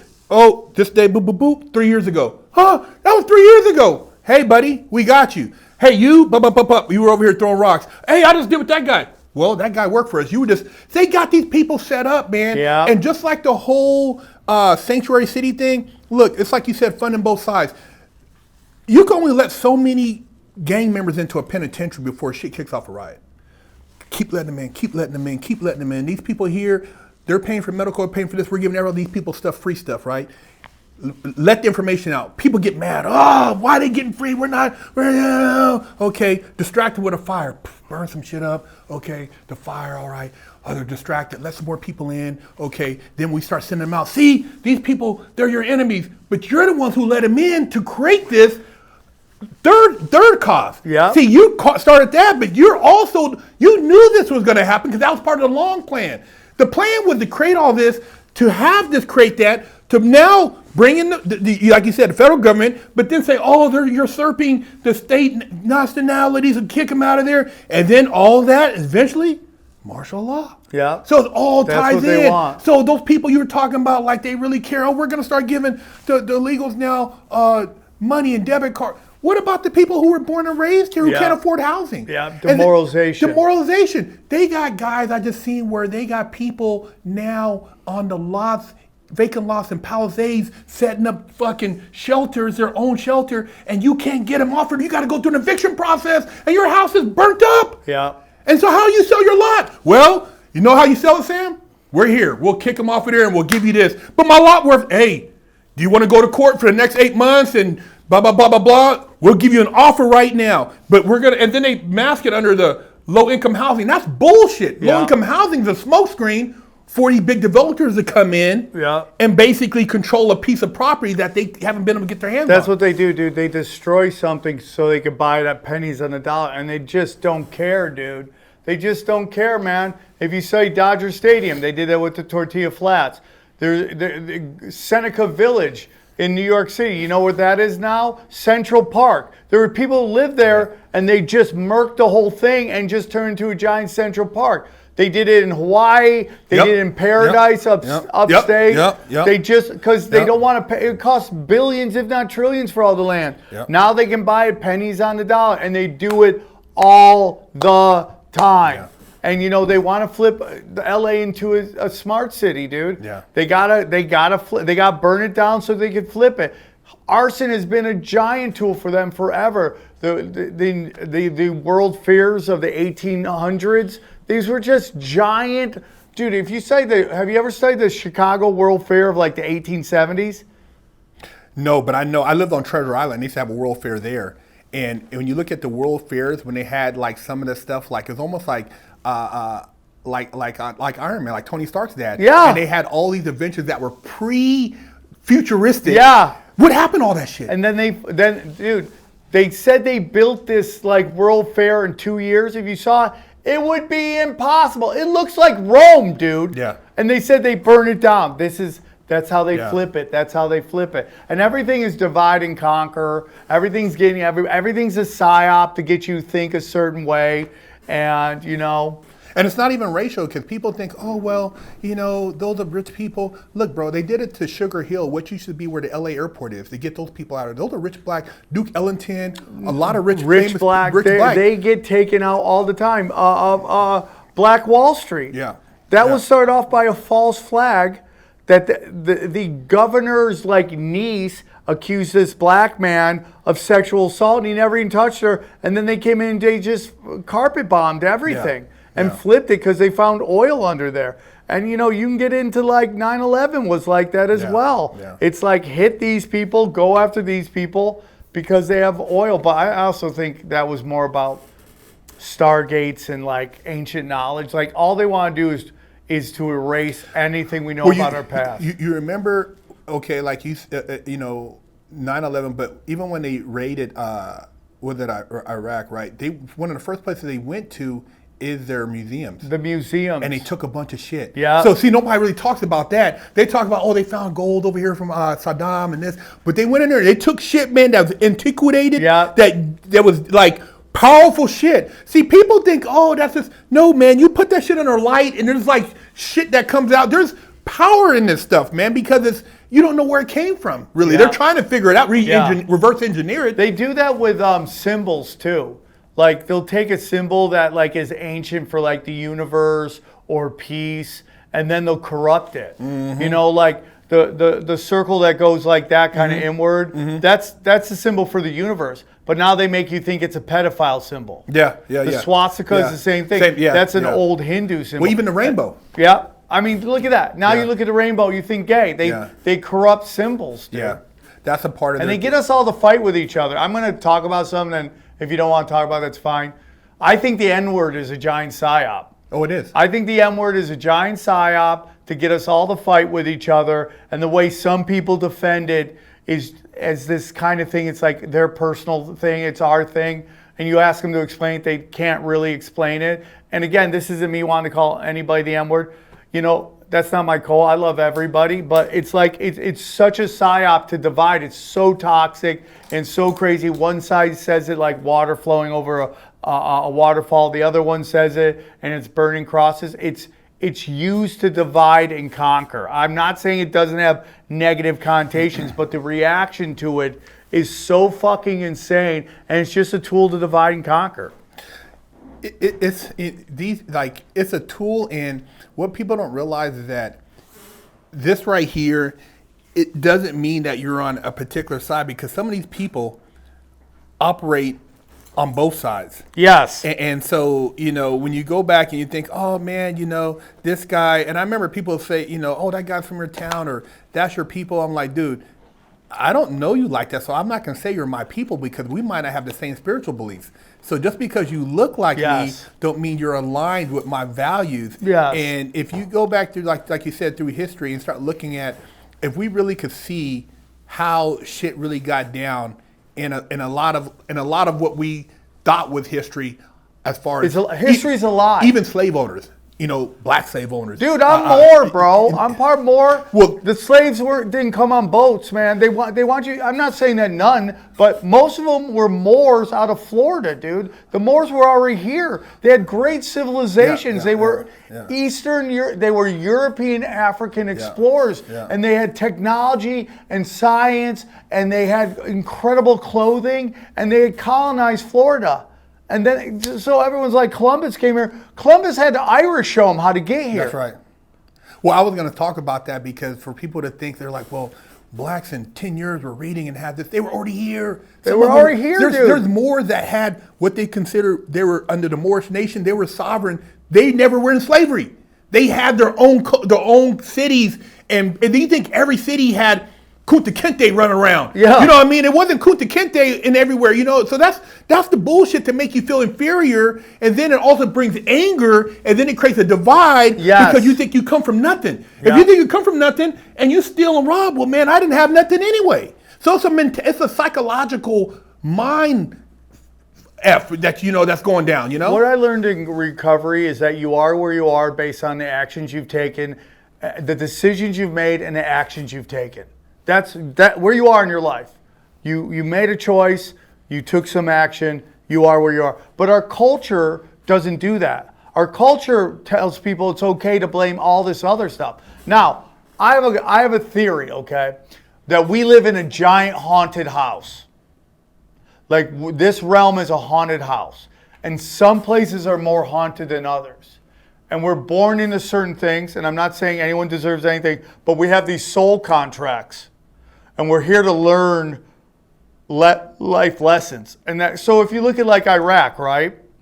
Baghdad has been attacked for thousands of years. It's just constantly being attacked over and over. You go, why is that? Well, maybe that area is a little more haunted than everywhere else. So what happens when someone's born in a poor area, they hit gold, what's the first thing they do? Move their family out of the haunted area. Yeah. Right? That's your whole goal, is to get out of the haunted area to a place like San Diego, which is God's country, whatever it is. But these certain areas are haunted for, I think, sole contract purposes, and your job is to figure out how to get out of that haunted area to a less haunted area. You know, when you say that, right, I was sitting in prison and I was doing a meditation, and it was on a lockdown and it was hella quiet, and old Lompoc was like an old castle, bro. The windows are moldy. It's just, and you know what's crazy? Being in that place, they call it Castle Grayskull. It would be like a storm cloud over here, like dark, but you look into the distance, it'd be sunny. Yeah. You're like, wow, man, like just if you can get over there, it's sunny and it's nice, but here, because the energy. And I was meditating, and I had an out-of-body experience where I left my body, and my body was still in the bed, and I could feel myself like out, and I could see like outside of the prison, like I was like literally like floating. And then I caught it, and then I snapped back in the thing, and I'm like, fuck, I was trying to get back to that, but I had an out-of-body experience. But being conscious and seeing like people just there, like almost in a catacomb, because there's guys, bro, I seen a guy there, he got a year for every million he laundered. He had over 100 years. One dude had 3 lives plus 100 years. I'm like, dude, what kind of how do they come up with these numbers? Crazy, like, dude, dudes are like so down, but some guys are fighting, some guys are this is reality, and it's like some dudes have been down 30 years. Have you ever met somebody been down 20, 30 years? That's crazy, man. But I'm like, how'd I get here, right? I'm like, what am I doing, man? Fuck. You know, I used to skateboard and BMX and shit, you know, and what are the things? So I had to literally do a reflection, but go back. Okay, this time I made this for. Okay, then I did this. Then I stole those shoes. I did this, the bubble gum, this, and I had to go all the way back and then take everything that like I learned from my mom, my grandmother, and I had to compartmentalize all that stuff. And then literally when I got done, and I used the car analogy because I'm a big car guy, I had just a chassis, no brakes, no fuel lines, no brake lines, no transmission, no nothing. And I had to rebuild that. I had to put on what kind of brakes do I want, what kind of drive shaft, what kind of rear end. And I had to build all that because I had built my shit on some bullshit that got me here. How the fuck did I get here, man? I wasn't a bad dude. I had values. I knew my grandparents. Nobody else in my family went to prison. How the fuck did I get here? And I had to rebuild myself. And it's a painful process because a lot of people don't want to question this shit. They want to blame somebody. Oh, I never knew my dad. My mom had me on 14. But I can't, what am I, blame this dude, what am I, blame all these other people? No, I did. Nobody told me to get pistols and do this shit and be a gangster and live this, you know, even though I was back to the free will shit. Like you're getting bombarded by these psyops that are convincing you that low vibrational shit is the best way to go. Yes. And we're all impressionable. We are monkey see, monkey do. We see somebody do something, we want to copy that. So now you kill all the uplifting hip hop that was like I grew up on, right? And you replace it instantly with gangster rap and all the fat ass chicks and the parties, and you make it seem like that, but that's not reality. That's like, it's the same thing with social media. Yeah. Like social media shows you highlights of someone's life, and you make that think that that's the life they're living, and so much of it is a lie. But because we have algorithms, and what the algorithm pushes forward are always 4 things. It's either dumb, sex, violence, or pisses people off. Yeah. That's what they push forward, and that becomes our reality because that's all we get to see. So you see that, you think that's what you're supposed to be doing. And it happens all the time. Yeah, and you're absolutely right, because like the thing is, once you get snapped out of that, you realize you've been duped. Yeah, I realized I did that with drugs and alcohol. Yeah. I was like, man, I was chasing this shit, thinking this was what life was all about, and it's empty calories. Yeah, I got great stories, but I tell them as like what an idiot I am. Yeah. And it's like it's the grasshopper and the ant, dude. The grasshopper doesn't want to do anything. He's just partying all the time. The ant's just working. And then when winter comes, the grasshopper's got nothing, and the ant has everything all set up because he worked his whole summer to get ready for winter. And that is life. It's like, dude, you got to grind. You got to put in time. And again, it goes back to that instant gratification stuff. If you're constantly doing the instant gratification stuff, you're not building a brand. You're not building a business. You're not building a family. It's like you got to go through it to get to it. That's right. And like nobody wants that now. We've yeah. American idolized everything. It's like either I get it right now or I'm out. Yeah. I can't tell you how many people I've talked to about building their YouTube channel. They did it for a month. They didn't get any subscribers. And they're like, I'm out. I'm like, dude, it takes time. It takes time. Everything takes time. What are your thoughts on the Vegas shooting? The Vegas shooting was a setup to get body scanners into, well, there was assassination attempt, but it was also about putting body scanners in hotels. So you thought you needed that. So a month before the election on 4chan, which is super interesting because someone hacked 4chan and they found like it was basically controlled by Israel, right? All the anti-Semitism shit, like 75% of it was coming from Israel, right? Like, because you got problem, reaction, solution. So this Fortune post comes up and they go, hey, because it came out September 10th, a month before the shooting. And it said, if you're in Vegas tomorrow, stay home, don't go outside. If you see 4 black vans, okay, just know something's about to pop off. And it said a high impact event's going to happen.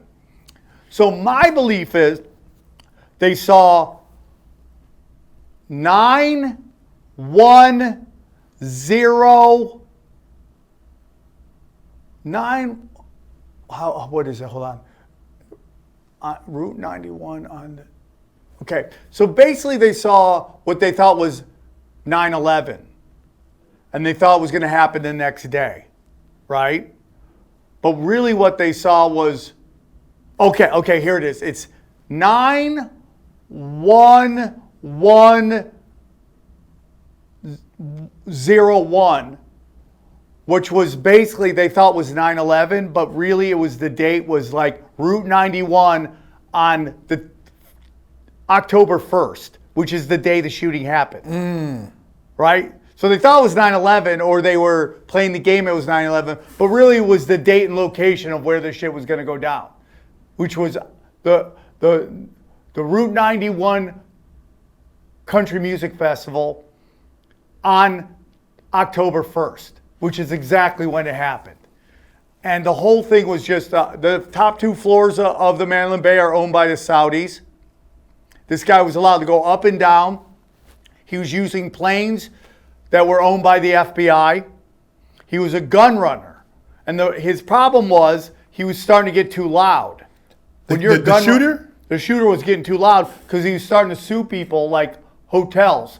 They have videos of him faking falling. And when you're a gun runner, you're meant to be invisible. You're a ghost. They don't want your name anywhere. Now he's getting really loud and he's suing people. So they wanted to use him to create a high impact event in which people will, one, ask for gun control. Because who are they shooting? They're shooting country music people, which tend to be Christians, who tend to be avid Second Amendment people. Yeah. And within this post, it says they want people to believe no matter how secure they think they are, that they could get to them. So they got all these country music guys. Here's the weirdest thing. Who's the singer? Jason, I forget the name of the singer. But have you ever heard the Illuminati cards game? It's an Illuminati card game, okay? And this fits into the shooting. The Illuminati card game was started by a guy who used to run penthouse forums. And he used to get all these conspiracy people writing in, right? So one day he goes, send me your best conspiracies. And he gets flooded with conspiracies, right? So he goes, I'm going to take these conspiracies and I'm going to write a book on it. So he writes a book on the conspiracies. So this one guy goes, dude, this book's interesting. I'm going to make a card game about it. And it's called the Illuminati card game. Okay? On the Illuminati card game, there is a card that has to do with Vegas. And on the card is 2 cards. One is an ace, and I think one is a king, or one is an ace, and one is a 10. Do you know that the singer on stage, his tattoo was an ace and a 10? Or an ace and a jack. Whatever the cards are in that game were tattooed on his fucking arm. Crazy. Isn't that crazy, dude? God. It was all meant to get Body Scanners, which was owned by Sheldon Anderson. He basically wanted to put which is like one of the biggest Zionists when he was alive, one of the biggest Zionist fundraisers. Big casino guy. His wife is now a giant. She gave like $100 million to Trump. He wanted to put he bought the company that created Body Scanners, and he wanted to put body scanners in every single casino. And then they wanted to also start trying to take away our guns. What about they said the distraction was because they were trying to kill the Saudi, yeah, at the other hotel, and yep. So that was like they had everybody over here while they were trying to. There were shootings all over. That night. I heard there was multiple shootings. There was police scanners talking about shootings all up and down the strip, Vegas. Yeah, and they didn't tell you about that because the story instantly dissolved, and it was the first time ever that the FBI lost track of the story instantly. It dissolved instantly to the point they tried to ignore it. So what they do now is they control the narrative. They flood it. And you hear Obama talk about flooding the Times Square with sewage, right? He talks about that. He got rid of the Smith-Mundt Act, which was basically allowed the CIA to use propaganda, or the U.S. government to use propaganda against the American people. Yeah. Flood it. So we have this Trump shooting. Within 5 minutes, they have 3 people they think might be the shooter. Within 5 minutes, because it's all about divide and conquer, nonlinear warfare. So if you remember the Parkland shooting in Florida, they got a teacher to do an interview on ABC, and in the interview she goes, "I looked in the hall and there was a cop dressed in military fatigue shooting a gun I've never seen before, shooting people." Why would she say that on ABC, and why would ABC allow that to get out? Because you've been on television, right? You've worked with producers. Every second of everything that makes it a television movie has been analyzed over and over again. Nothing gets there unless they want it out there. They wanted that out there because that gets into the nonlinear warfare. Now the conspiracy theorists have ammunition that there was a conspiracy, and then the normies believe the official narrative. And now they never come together and they agree. Keep us divided. Divide and conquer. That's what that was about. And then there was one of his girlfriends, because now it's come out he had 3 chicks in the fucking room with him. Based on all the receipts and stuff. The shooter? Yeah, he had 3 chicks in there. And then you remember there was a story that before the shooting, there was a woman walking around the concert going, "You're all going to die tonight. Everyone's going to die tonight." Well, what about the hotel security guy that they've never seen him again? Remember he came out and said something, then he went on Ellen, who got caught in an email saying she'd do whatever the CIA wanted her to do. And all the weird fucking imagery she has. She has that sweatshirt that has that blood face on it, which is from Tom Hanks' volleyball, which people think is a homage to the child sacrifice. Yep. Yeah, the child sacrifice. That dude's dark. Man. You know, is this a weird show? you know another crazy one, man, is the night before Kobe Bryant passed away. Oh, right? dude, that's a whole story too. No, and I want to ask you because look, me and my wife were driving to Paradise Cove to go eat. That's one of my favorite spots. And it was just a weird vibe, bro. Like, we got to Paradise, it was empty, kind of quiet, and we take that road through Topanga, and it's right there. And I'm like, this is something weird. And it was right before that big, thing that they locked everybody down with, and something was weird. I'm like, I just felt something, like a weird vibe. And then the next day when I heard that, I'm like, damn, that shit is crazy, man. And then it's like almost like when they did that. The county that he died in is County 33. And they ushered in that whole, where it's almost like people. Kobe was in the dark arts, man. Well, it's almost like Superman died. Because people around the world, they worship this guy like he was like really a superhero. I had a guy come on talking about how the Wizard of Oz is symbolic for dark shit, because the guy who wrote the Wizard of Oz was a blatant anti-Native American guy. He would just say nasty shit about them, and the Native Americans put a curse on him. And so the symbolism of the Wizard of Oz is symbolic in the occult. And do you know what Kobe's last Halloween costume was? Him and his family dressed as a Wizard of Oz. If you his Mamba symbolism is Moloch. If you look at it, it's almost exactly like Tesla. It's the symbol of Moloch. His book is So Above, So Below, which is Aleister Crowley. You know, all that shit, dude.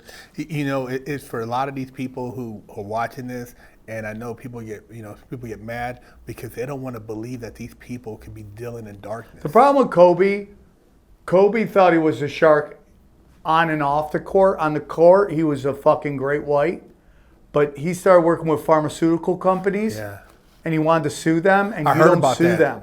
200-something million he was, and they're like, because that was a big battle they were going on, because they put some ingredient in his workout drink, and he didn't, and they were Bishop going at, Larry Gators has a great breakdown of it. Yeah. He came on my show, and he really blew my mind. He got mad at us. He called us Satanists. I'm like, what are you talking about?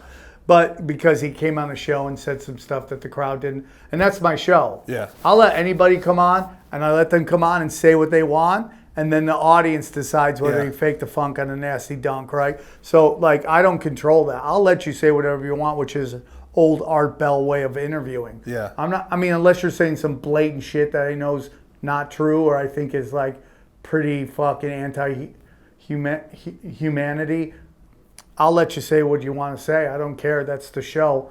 And he said some stuff, and the crowd didn't like it. And he got really angry at us, and he blocked all of us. And we used to give him a fucking open door. He could come on anytime he wanted. But he's been going around talking about that. And he said some crazy shit about LeBron. LeBron is boule. If you look at his tattoo, it's the symbol of the boule. It's I think it's either one or two-headed lion with wings. That's boule. That's secret society. That's black secret society. That's just below skull and bones. Yeah. It's because, like you said, there's levels to this shit. Yeah. So they're all talking about why does he keep playing? Well, I heard that number. You got to get that number. Because remember, after Kobe's number, the next day that was a wrap. Once he broke that scoring record. Yeah. And so, you know, they said, like, because he broke Kareem Abdul-Jabbar's, and then LeBron broke his record. How about Kareem Abdul-Jabbar pushing the vaccine on everybody, and now he's doing radio ads for heart problems? Like, how crazy is that? I got apoptosis. The doctor tells me I have problems with my heart. I'm like, bro, you were basically emotionally destroying people, telling them they had to get the vaccine. But remember, Hank Aaron died the next day. Oh, dude, all these sad, guys, man. All those guys, they had to go and do this for the, and it's like, it's just sacrifices. People, they don't care, man. You know, when I was, it's all sacrifice, dude. Well, it's that's what I'm sacrifice saying. to the gods. You have to this is what they believe in, and people are like, well, what do you mean? Well, they have to, and they can't, like, and before the thing is about the way this worship works, the way the ball or say, whoever you want to call them, you have to do it publicly. You can't do it in your house, in your closet. We can't see you. You have to dress, like, we want you to dress and wear this BDSM shit across the runway. Yeah. Herc, you got to put this shit on, walk. Oh, Balenciaga. You know, imagine, like, but this is part of my sacrifice and my public humiliation to show my loyalty. There's things you got to do. You're like, why the guy, look at how many NFL players, dude, you see what some of these guys are wearing into the locker room? Dude, what's going on? Yeah. You know what I mean? It's like, dude, and this is part of the game because they have people that dress you. And if you look at back in the day, how people dressed, and I was just watching the Four Tops and the Temptations and some of these brothers back, the old school, George Gervin, how these guys are style, all that shit is done. Yeah. And it's just some weird shit now, and I'm like, dude, this is like right in your face. Yeah, and now it's all instant gratification. It's low vibrational shit, and your whole job is to convince everybody to do that.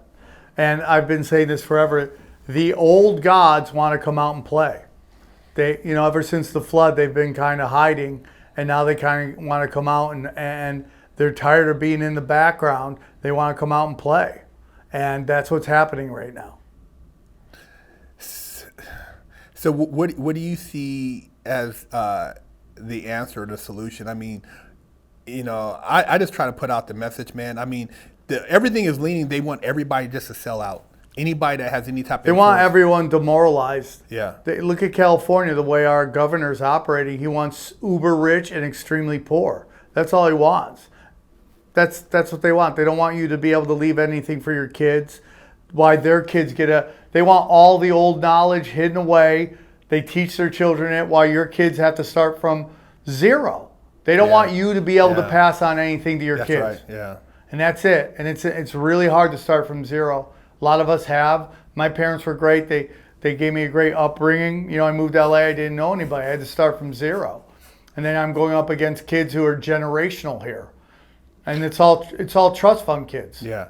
Well, it's like you said. I mean, if you're able to, like, you know, and I feel like they've done multiple resets where, like, you have people that were leaving stuff to their families' houses that they can never build themselves. $1 million homes, $500,000 homes. I seen a guy during the Palisades fire. This old guy, he's like, man, I'm not rich, but his parents left him, his grandparents left him my house, and it's now valued at $2 million. He stayed out there with a water hose and drained his pool, and he saved his home. And that's all he has, though. He's like, man, if I lose this, where do I go? So you have people that are trying to hold on to stuff, and then at the same time, like you said, you have your guy, we're gonna, rebuild, and we're gonna add this, and it's Nobody's like, mad at Karen Bass. No. She's burnt the town twice now. No. In less than a year. And the reservoir still has no water. And they just raised $100 million, and they just found out nobody got any of that money. And none of these progressives are going to ever say anything because that whole side is about conformity. And the minute you try to knock over the apple cart, you're excommunicated. Well, I just saw too, they had 2 weeks in a row, somebody's been starting fires in Runyon Canyon. They've been doing that too, dude. They call arsonists. There was a civilian arrest. Yep. Dude, it's like they I drove around the valley with a bat looking for fucking dudes who were starting fucking fires. My friend Whitney Cummings grabbed the samurai sword and just started driving around. I'm like, that's a bad bitch right there. I'm going to fucking do it too.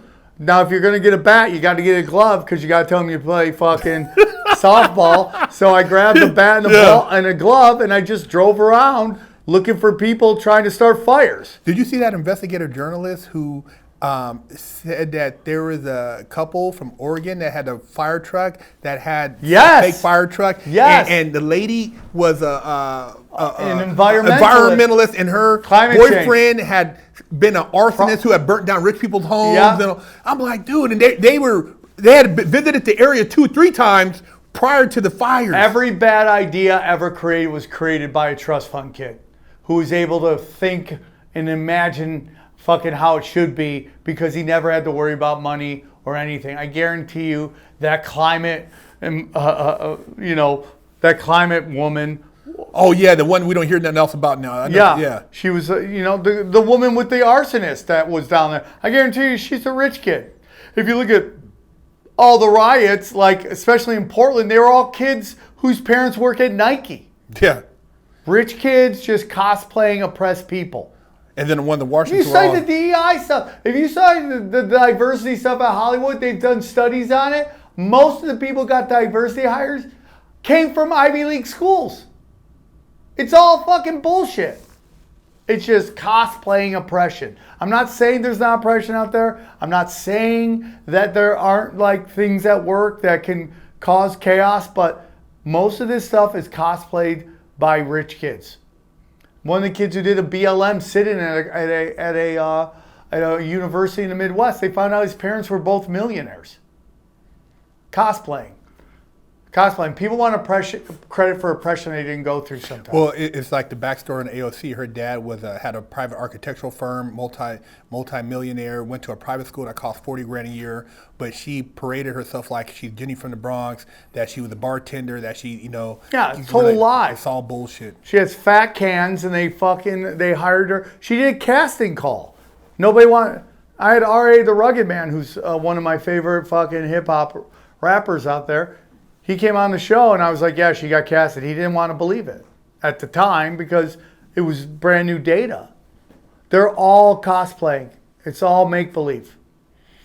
And the thing too, I was listening to somebody and they were talking about like how even like, let's just say like the Diddy thing, like you talked about hip hop and the black boule and all this stuff, and that was almost like by design so that they can get ahead of it because now it stops. Yes. So that operation had been going on for years. Yep. And who knows how many people were in those boats in Monaco, Yep. Nice, Florida, because he had that. You notice they never talked about any video footage that whole prosecution, and then he had the same prosecutor that Epstein had, but they never talked about any of the video. They talked about Cassie, him rubbing semen on himself. No, they didn't have any of the big names testifying. J-Lo, Dr. Dre, what's his name? That I just was. What was the rapper's name? He's a really big guy. Rick Ross. Busta Rhymes. Yeah, Busta Rhymes. Yeah. But Rick Ross just got busted on a boat.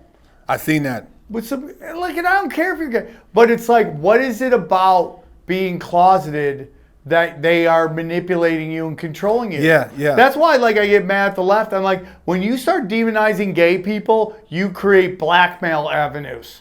Like, let people live their life. Yeah. As long as they're not hurting kids, that's right. Who gives a shit? Well, it wasn't like back in the day.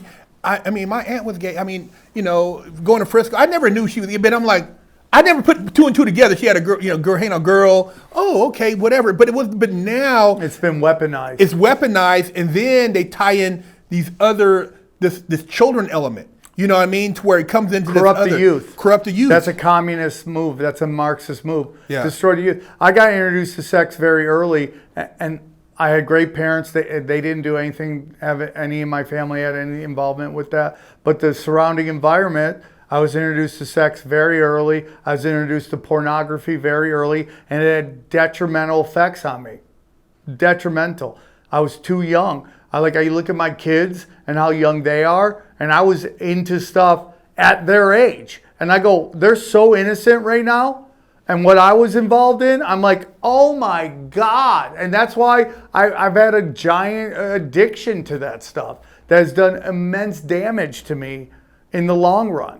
And it's like, that's how you do it. You corrupt them early and you introduce them to adult themes that their minds aren't ready for. Like, and everyone's like, I would have discussions with people. I'm like, why are we having cross-dressers reading to children? I know, what is that, man? And I go, kids, kindergartners, first graders, they're doing ABCs, 1, 2, 3s. This is advanced algebra. You're introducing advanced math to them by bringing a man dressed like a woman. They don't understand it. They're not meant to understand. Dude, I like to get my toenails painted just because it pisses people off, right? And they just get so angry at me, and it makes me laugh. And I was at a kid's park, and this girl runs up to me, and she goes, "Daddies don't get their fingers, their toenails done. Mommies do." And I'm like, that's what we're talking about right there. You're introducing adult themes to children with the purpose of corrupting them and introducing them to ideas. They're not. If people study the history of sex education, it is so awful, dude. Who was the godfather of it? Edward Kinsey or Edward Kinsley Institute. Yeah. Yeah. If you study that guy, they've done shows on him trying to make him look like a good guy. If you're ever bored, anyone listening to this, watch a doc called The Children of Table 34. What that motherfucker did, dude. He used science as a smokescreen to run pedophilia rings. Like, and that is the godfather of sex ed. Yeah. Like, people think we need sex ed. Kids have been learning about sex on their own. They don't need to know how to give better BJs. They don't need to know any of that stuff. They figure it out on their own as they grow up with kids their own age. We don't have to introduce this stuff to them. They keep lowering it. I remember when I was growing up, it was at maybe a junior in high school, you had to bring the slip to your parents and fill it out and bring it back, and you had that class. Bro, I was scared to death. Nervous, because you're in there with girls and they're showing you the sexual organs, but you're not showing you like actual sex, but it's like, this is the male, and you see the little penis, you see this, and you're like, it's Marxism, dude. Yeah, it's meant to corrupt the youth. If you study what the goals of Marxism, if you study like BLM and the witches, literally they were Marxist witches. They said on their website, we're Marxists. Destroying the nuclear family. Destroy the nuclear family. Yeah. And think about what that did to the black community.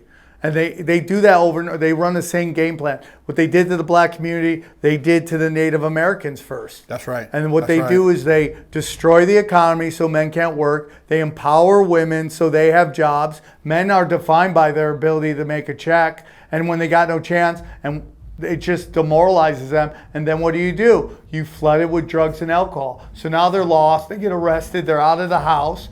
Just think about what the Democrats did with welfare. There was a time where if you were collecting welfare and they found any signs of a father, you would lose your welfare benefits. Think about how dark that is. That is basically paying people to destroy their own nuclear family. Break the family up. Yep. Keep your father out the house because your father. People don't really understand that, and they like. So when they say, I've been on other people's shows and they've asked me, does racism really exist? Crack laws were completely and utterly racist. It was cocaine. Yeah. But who's doing coke and who's doing crack? Yeah. And when a nugget of crack is equivalent to a helicopter full of cocaine, that's done on purpose. And now they're doing it with fentanyl and heroin in the white communities. Yeah. They're taking away the jobs, they're flooding it with drugs and alcohol, and they're destroying families. And that's how you lose generations. So you asked me earlier, what are we supposed to do? You got to work on yourself, man. That's right. You can't change anybody else. We're all interconnected through energy. And the way you make change is being the change that you want, and then that shows other people how to change their life. I get people all the time coming to my shows going, my show changed their life. That's the greatest thing I've ever heard in my life. Hey, man, you helped me change my life. I get tweets and texts and emails. Hey, man, I started my own business. I'm growing my own business. I'm doing my own thing. That's how you do it, dude. You can't change the system. You can't change the system. You can only change yourself. And if enough of you don't change the system adapts to what people are doing. So if we rise up, the system must adapt to us. We don't change the system changes with us. So the only way you make change is looking at yourself and doing high vibrational things. The low vibrational stuff is what drags you down. That's how it goes. And they only want you in the low vibrational. Yeah, and they're basically using these influencers. They're giving them platforms to make it appear that low vibrational stuff is rewarding. Whether you have, sexy red out here, my booty holding out black as brown, or you got this girl, bragging about 1,000 men in 24 hours and she's making all this money. You're like, the girl at home's like, well, she had 1,000 men. Maybe if I do, 100 men, I can make. And so it's like getting you to lower yourself to adapt to what you think will be rewarding. And then no one's there when it crashes and burn on you. No. And you've closed all these doors on you. Yeah. And again, we want promiscuous whores and monogamous Puritans for men. Oh man, this game is so much deeper. But you get like people always go like, isn't it tiring, conspiracies? Does it? No, I love it. I love hidden history because I know their game. And when I know their game, I know their psyops, and I know what they want me to do, and I don't do it. That's the whole key to everything. Yeah. Is not falling for their tricks and working on yourself, building your wealth, buying gold and silver, buying land, taking care of your kids, loving your children. Your children are your mark on humanity. And how many of these really famous psychopaths have just train wrecked children because they never paid attention, because they sacrifice everything for $1? Work on your kids, work on your life, build your wealth, like buy gold and silver so whenever the dollar crashes, you have wealth. And that's the key to everything. Get closer to God, man. All the stuff you hate about God is the actions of men, and God is forgiving. God's not meant for you to be perfect. In recovery, they call it progress, not perfection. If you sin, you just got to say, I'm sorry, and ask for forgiveness. And that's the key to everything. Getting closer. I do something called abundance, dude. Like sometimes I get money worries, which is like every freaking day. And what I do is I give out money to fucking people I think that need it. And the more you give it out, the more it comes back. We're told that we live in a scarcity society. There's only so much money. There's almost so much opportunity. I got to get mine and then I hoard it. Or you see with rappers and athletes, why they get all this money and lose it? Because they spend it on themselves. The key is to give it away. I know it sounds fucking nuts, But the key is the money is meant to be spread around and help others. And by doing that, the world rewards you. The universe rewards you. It sounds crazy. I could give you fucking examples. One of the best examples I've ever seen. I was at a I pulled in Carl's Jr. because I'm a fat ass, and I see these two guys, and they're just look like they're in trouble. And son told me go see if they're okay. I walk up to them. I go, what's going on? They're twin brothers. They're gay, and they just got kicked out of their house. And they're living in a homeless shelter. They have a fucking car. It's got a flat, and they have no money to fix it. So I'm like, okay, this is a sign. I tow their car. I fix their tire, and I give them some money. I go, take care of yourself, pay it forward. Week later, I'm at a comedy club, the American Comedy Company, owned by this fucking wild guy, dog. He's great. He's a crazy person. But he's great. He's a good dude. And we didn't get along a long time ago, but now we're cool. I'm selling some tickets. We're cool. And I finish up my weekend. I grab my check. I'm leaving. He runs up to me. He's like, Sam, come here. I go, Justin, calm down. You're going to have a heart attack. He's like, I've already had 3. I go, okay, well, don't have another one from me. He goes, I want to give you and your daughters a gift. And he hands me $1,600. And this is a week after I helped those guys. And it's not always that obvious. I just got a call from a buddy of mine. He works with dogs, Tino Sanchez from Tinfoil Hat. He takes pit bulls that are wild, that are like people want to get rid of, and he trains them. And he finds them homes. And what he found out is that the people that he placed the dogs with, when they go on the road and they need somebody to watch their dog, they always bring it to him. And now he's making good money helping dogs that need shelter when their owners are gone. That's how it works. It's like, I know people think I'm crazy, but the more you give it away, the more you go, am I helping people reach their goals? The more the universe shines on you. And yes, bad people do make it. Mean people, I don't know if there's evil people. I think there's people lost in self. But these narcissists, they can use manifestation too. Yeah. They can totally use it, but the problem they always run in is they don't give it away. You want to ask me why Joe Rogan's where Joe Rogan is? Because Joe Rogan has been very kind to a lot of people, and I'm one of those people. That guy's helped more people live their dreams than anyone I know, and that's why he's where he's at, because he's helped so many fucking people. The tree of Rogan is very powerful, and he's helped so many people, and that's why he's where he's at. The more you help others, the more it comes back on you, and that's how you make change. You're an example for others, and they say, hey man, this guy got right. He stopped drinking, he stopped doing drugs, he started working out, he started fucking getting spiritual. Then they're like, I'm going to try that. And then, sure shit, a year later, I always tell people in recovery, I go, just get a year. Just get a year and see how your life is different.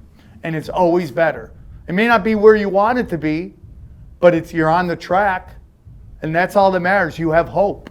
And that's the key to it, dude. You got to give it away.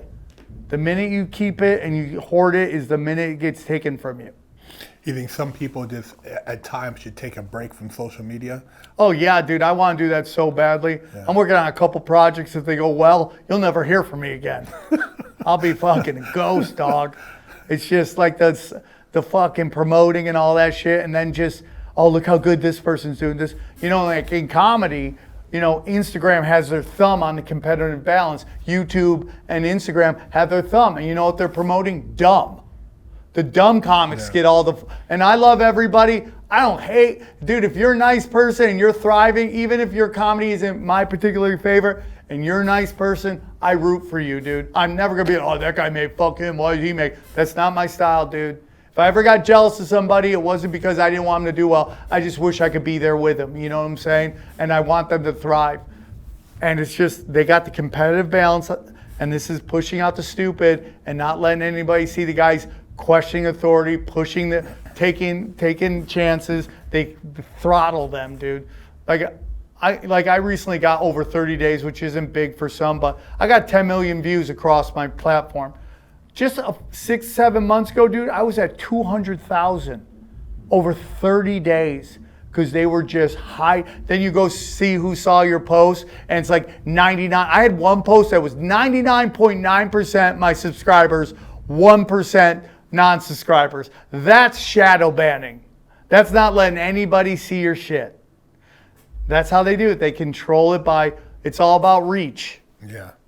No, I totally agree. I mean, we've been dealing with that for so long, man. And it's like people like, hey, man, I didn't know you were still making videos, or dude, I've been unsubscribed. I'm like, what do you mean? I've been making videos for over a decade. Yep, Bro, I just see you start popping up again. But now they're a little lenient. Why? Because we change and the system has to adapt to us. That's how you change the system. Yeah. You fled. Like I call all the new podcasts. I get so many people come on my show. Dude, I started a podcast because your show. I call them my children. There's so many of them. There's so many of them that they can't control it, dude. Yeah. And if they control too much, it becomes obvious, and people hate cancel culture, and they just move on. They'll find another platform. I think one of the good things too, like having you on our show cross-pollinates that energy, and we just got to keep flipping it. And the more that community can come together that has a voice that's not just following a narrative, is how we create that change. Because no matter how much they throttle it, they can't throttle something that's thriving on its own. Yeah. You know, so that's everywhere. That's everywhere. They can't shut it all down. No. Because then they'll destroy it. And that's what YouTube is learning. Yeah. YouTube tried to censor everything, and then everyone went to other platforms. So now they have to kind of, okay, man, just come back. We'll let you do a little dancing. And now they're way more open-minded to the stuff. I had one channel just completely taken down. I lost it. And then I have my new channel, and we were getting 150,000 views, 200,000 views on some of these videos. And then the censorship came, and they were just striking me, not warning, strikes. And they said if I had one more strike, they were going to delete my channel. So we had to pull all the conspiracy stuff up, to the point that this fan, who's a nice guy, started posting our videos for us. So I had to hope that his videos did well so I could get views on it. And now they're open-minded. We started a new channel. It's called Tinfoil Hat YouTube. Check it out. Subscribe, please. We're only at 1,000 subscribers because we just started it. But that's what we had to do. So when people like cancel culture isn't real, dude, I've had multiple Patreons taken down. I have multiple YouTubes taken down. I lost my Twitter for years. I had to pay $3,000 to get my Instagram back. Well, I had somebody hijack our TikTok. We had somebody that they were reposting our videos, getting more views than us on their. I'm like, how are they getting double, triple the views? I'm like, what's going on? I tell people, that's crazy, man. I'm like, just keep my ads in, and you can do whatever you want. I said, give us a little credit, man. I mean, they're not even editing. They just repost a video, and it's getting, because their algorithm is different than our algorithm. Yes. And I'm like, dude, he's getting triple the views, and he didn't even change nothing. Just took the interview and reposted it. I had a bit about my pronouns, and my pronouns are real N-word. And I would put it, I got like 70,000 views on Twitter. This twink took it and fucking reposted it and said, I can't even. That's all I wrote. 14 million views. And I was okay with it, because that meant 14 million people saw my shit. Yeah. But like, they wouldn't let my thing dance, but they'll let his. And like, as long as you leave all my content in there, you can do whatever you want. I never copy strike anybody. I never fuck with that shit. The only time I've ever done it when it was about some family stuff. That's it. You can do whatever you want with my shit. Just leave my ads in there, and you won't hear a peep from me, because I'll add it to my totals. Yeah. No, we got to stick together, man. And like I said, I'm glad we were able to get you to come to the show. Anytime, buddy. I love you. You're great on the show. I think you're super important. You know, I've always said that. I don't know if you consider yourself a conservative, but, you know, black conservatives are the new punk rock. They're very important, because change comes from outside, but really it's from within. And you see that a lot. Black conservatives are doing the Lord's work by pushing back on a lot of narratives that they don't want to hear from people like me. You see that with women pushing back against the Me Too shit, because that's had devastating effects on the dating pool. Men don't want to engage because they're like, I'll lose my job if this chick just freaks out on me. And it's going to take women to change that. And I think it's going to take gay people to change it when it comes to the pedophile issue. And people get mad when I say that, but it's statistically proven, and it's going to take them calling their own out to change that. And change comes within. Well, you know, they got that whole group, Gays Against Groomers. Yeah. And they've been pretty vocal. That's who it's going to take, man. And it's just like, you know, for a long time, The culture was you can't criticize the other people, and then it just gets out of control. And then, like, you need outside influence. Men act in certain ways because women reinforce or punish our behaviors. Yeah. We need outside influence to teach us what we're doing right and what we're doing wrong. When you say that no one can criticize you, that's doing a giant detriment to your group, your community, and everything. We're all in this together. They want to divide and conquer us. So we're fighting with each other, and we're not focusing that. It's not this. It's not levels that are fun. Actually, it's not this. It's not white versus black, straight versus gay, Christian versus Jew, and Muslim. It's really elites versus all of us. Yeah. Because they're above all that. They're not into any of that shit. They're way above it, but they get us all fighting with each other. They convince us of acting out of pocket, and it gets us all in trouble. And then you're like, you're the one paying the price because you can't pay your bills, you're in jail, you're a drug addict, you're lonely, you can't bond with anybody, and because you were taught the wrong thing to do. Get closer to God, and I think it works out. Whatever you think it is, and whatever you hate about God is probably the actions of men. Have you lost a lot of friends since you? Oh, dude, so lonely. I tell my wife sometimes, I just talk with her, like we have what we call pool time, and we just get out there and I'm just talking, and I know my neighbor's like, that black guy right there, he's crazy, man. I'll be saying some shit, but dude, I lost a lot of, I didn't realize I was conservative. Because you're vibrating on a higher level, dude. I'm saying, I'm like, are we that different? I didn't realize your views, because they're saying stuff, and I'm like, dude, I don't feel like that. I don't have that same emotion for that. I'm like, dude, I know you all these years, but like this last awakening, these last 5 years, it's like you seeing people different. You know what I mean? It's like you never knew that somebody was this way, and you'll see it on their posts. And I've been going through like Facebook, and I just unfollow, block, unfollow, like people like I thought were cool. And it's like, it's crazy, man. Dude, I'm with you, dude. I'm the same exact way. And it's just, but now I've gotten to the point where I'm not, I don't get mad at them. Because, when Trump was in office, I saw families broken up over it because one guy was a Trumper and one guy hated Trump, and they weren't talking to their family members. And I'm like, people want to debate me all the time on conspiracies, and I'll tell them something I know for a fact, and they're like, that's not it. I go, okay, fine, I don't care. You don't want, and then they get really like, what do you mean you don't care? I don't care, man. You don't have to be a conspiracy theorist for me to be friends. If you're a nice person, I love you. And I'm just not going to get in a fight with you because you don't want to see it, because you think it's a lot of work, and it's really the least amount of work. Once you realize that they're running satanic playbooks on you, you just don't fall for it. And if people love the drama, they turn politics into sports. But the difference between a sports team and a politics sports is a sports team will get rid of the coach if he sucks. Right? LA is doing nothing about Karen Bass. Nothing. None of these progressives will be like, we need a new leader. Because the programming is stronger than their desire to live in a free and safe society. Right? Because they would rather vote for the D all the time. They'll complain about the price of gas, food, crime, everything, but they'll keep voting for the same people that got that because they're lost in the two-party system. Do you think that, will they ever wake up? Because I listen to Adam Carolla too. He has a lot of balls. He talks, and it takes a lot to even do what you're doing. Do what I'm doing, because people, I get a lot of hate, bro. I got people sometimes, they done threaten me. I done came outside with a sword. Just crazy stuff like, oh, you motherfucker, you shook and jive and whatever. Yeah. But I'm like, dude, I'm gonna speak my mind. That's the Agent Smith effect. Have you ever heard of that? No. Agent Smith from the Matrix. Yeah. Where you could just show up in somebody. Yeah. That's the Agent. Yeah. And it's one thing about Americans, and I love being American, I love my country, but we are very arrogant about our ignorance. Like, we are so arrogant about it. And if someone presents us facts that don't fit our narrative, we get so angry and we argue even though they might not know anything about it. They become experts in it, and they argue about it because nobody wants to admit that their bullshit meter didn't work. We're all very egotistical about our bullshit meter, and we think we could sense bullshit. In reality, we fall for it all the time.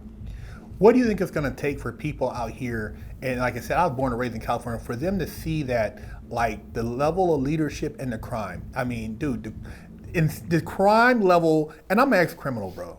And this shit is just like, it's wild. I just heard a story about the lady, the American Idol executive. I mean, and they had spikes on their fence. They had cameras everywhere and still got murdered with their own gun. I mean, what do you think it's going to take for people to say, like, man, enough is enough? Or is it just going to go into straight mayhem? It's got to get really bad. Like, I always say this, you're never going to have a revolution if you still have fat homeless people.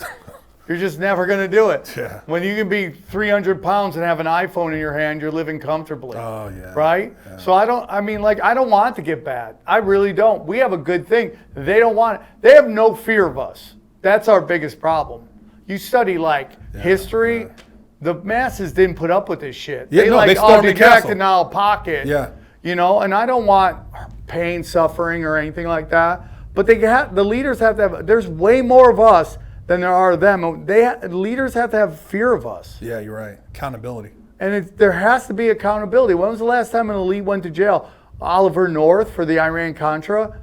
That's it. No one's ever gone to jail for shit. Yeah, you're right. No one went to jail for 9/11, for the Iraq War. No arrest. Where 1 million people died. Yeah. No one went to jail for COVID so far.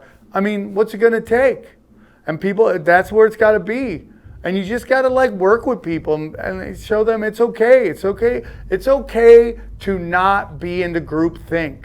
That's the biggest problem with Hollywood. That you need so many green lights to fucking get a gig that they don't want to piss anybody off. Yeah. So they go over the top progressive retard saying stuff that doesn't make any sense because they just don't want, all of a sudden they catch some 24-year-old who just got out of college somewhere in the power chain that just saw they put a weird tweet out and now they don't get the gig. So they got to bend over backwards doing stupid just to ensure that they can work. Well, the altar's dying. Hollywood's dying. I think it's great. Yeah. Let it die, dude. It needs to fucking shake off all the dead weight and get back to artists and right. guy giving the artist money, letting the artists do what they want. There's too many suits in between. Yeah. That couldn't do art if you put a gun to their head. They've inserted themselves into the process. Right? That's my opinion on the GM of the Dodgers. I love the Dodgers. I think Andrew Freeman is Nimrod of fucking baseball, where he's constantly going to war with the baseball gods because he's inserting himself in with analytics. Dude, we won the World Series. He didn't even re-sign the guy who won you game 1 and the dude who won you game 5. You just let them walk so you could sign these other fucking guys? That is disrespectful to the baseball gods. Then they just caught Austin Barnes, who was the unofficial team captain, and I know he wasn't hitting well, but everybody on the team loved him. He was the glue. And we've been sucking ever since, dude. We've been sucking ever since. You can't go to war with the baseball gods. And that's all this diversity shit is. It's about destroying fucking archetypes. They're doing it on purpose, dude. It's all, and just you got to wake up to that, dude. You got to wake up with it. At the end of the day, I just want to leave with my name intact. I want my kids to be proud of me. I want people to know Sam Tripoli's a fucking straight shooter. And that's how much I have in my bank account. At the end of the day, a poor man and a rich man both end up in a box. Any comments about Hulk Hogan? I love Hulk Hogan. Everyone's like, oh, he said this racist shit. I'm like, but did you see him versus the Ultimate Warrior? Yeah. That was the greatest fight of all time. I seen that fight. I think that was the one. I want to say no. I seen Randy Macho Man and Hulk Hogan on Huntington on the beach. They set up the cage. And remember, they used to climb the top of the cage and be 15 feet high. And people say Hulk Hogan. A lot of these people never really knew the Hulk, and they were like, he said this stuff. To be honest, bro, keeping it 100. I mean, taking out the racial element, I wouldn't want my daughter to date no broke ass dude either. Yeah, well, dude, that's another thing that they've done in our society. They've demonized our biological drives. They've demonized women who want to date men with money. They call them gold diggers. And then they demonize men who hook up with a lot of chicks because that's how we ensure our genes get passed on. Yeah. And now we're all womanizers. Yeah. That's, again, destroying archetypes. Yeah. And they basically try to take what they feel is the most influential, kind of like when they went after the tapes, to make it say like, if you try to think you're going to be like these guys, this is what's going to happen to you. Yep. So it scares all the guys who don't have anything into this being, well, man, I might as well just tuck my tail. These young comedians, they're great comics. There's a lot of great comics in LA, young guys, great writers, but none of them are taking any chances because they're afraid of cancel culture. And that's all done on purpose. Yeah. Pound on people who step out of line. It's like in school. Like, you think the people who got all the good grades and were on the principal's list were the smart ones? No, they were the ones that regurgitated what the teacher wanted to hear. You are conformity. That school is about creating conformists. And they reward conformity. Yeah. Not challenging the system. No, dude, they don't teach you anything that helps you in real life. They took the special kids and took them to schools where they learned to craft.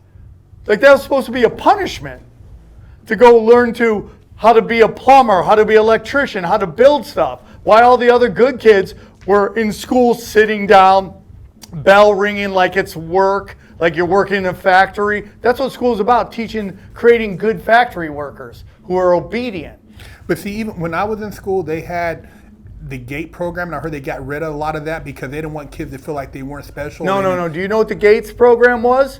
That was the CIA fucking looking for super smart villains, Gifted dude. and talented, yeah. 100%. They were like, who's smart and who is completely psychotic? That's what they wanted, because they would position them. Because I remember you used to take these little tests. Remember, if you scored high, you'd have a special teacher come in and they would do these little tests. And I went to school on a military base at the time when I was doing this, and the school was sports wasn't really the focus. It was education, calligraphy, teaching you a little bit about the stock market. I mean, there was a lot of stuff. I didn't realize how valuable back then, because I didn't really catch it. Now it's just stupid, because they don't want people smart enough to participate in their government. Yeah, they don't want you to know that you don't even pay taxes to fund your government.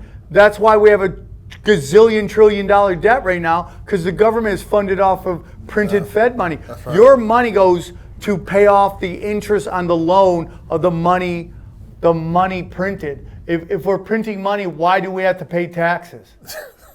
It's all demoralization. And it's all to make everybody hates taxes. That's what it's about. Like, dude, if we print money, why do we need to pay taxes? Taxation's theft. Well, you pay taxes at the pump.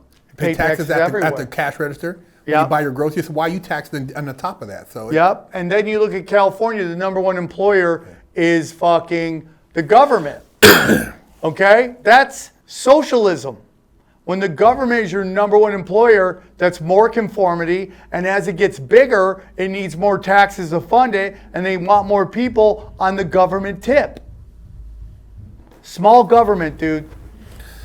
Well, Sam, man, we've been chopping up for a minute, man. I appreciate you coming on. Okay, Shell. It gets weird sometimes. We're going to have the links in the description for everybody so they can tap in. I'll get all that stuff, man. Thank you, dude. Man, I hope to do it again soon, man. Anytime, buddy. There you have it, Big Herc 916, getting down fresh out, Sam Tripoli.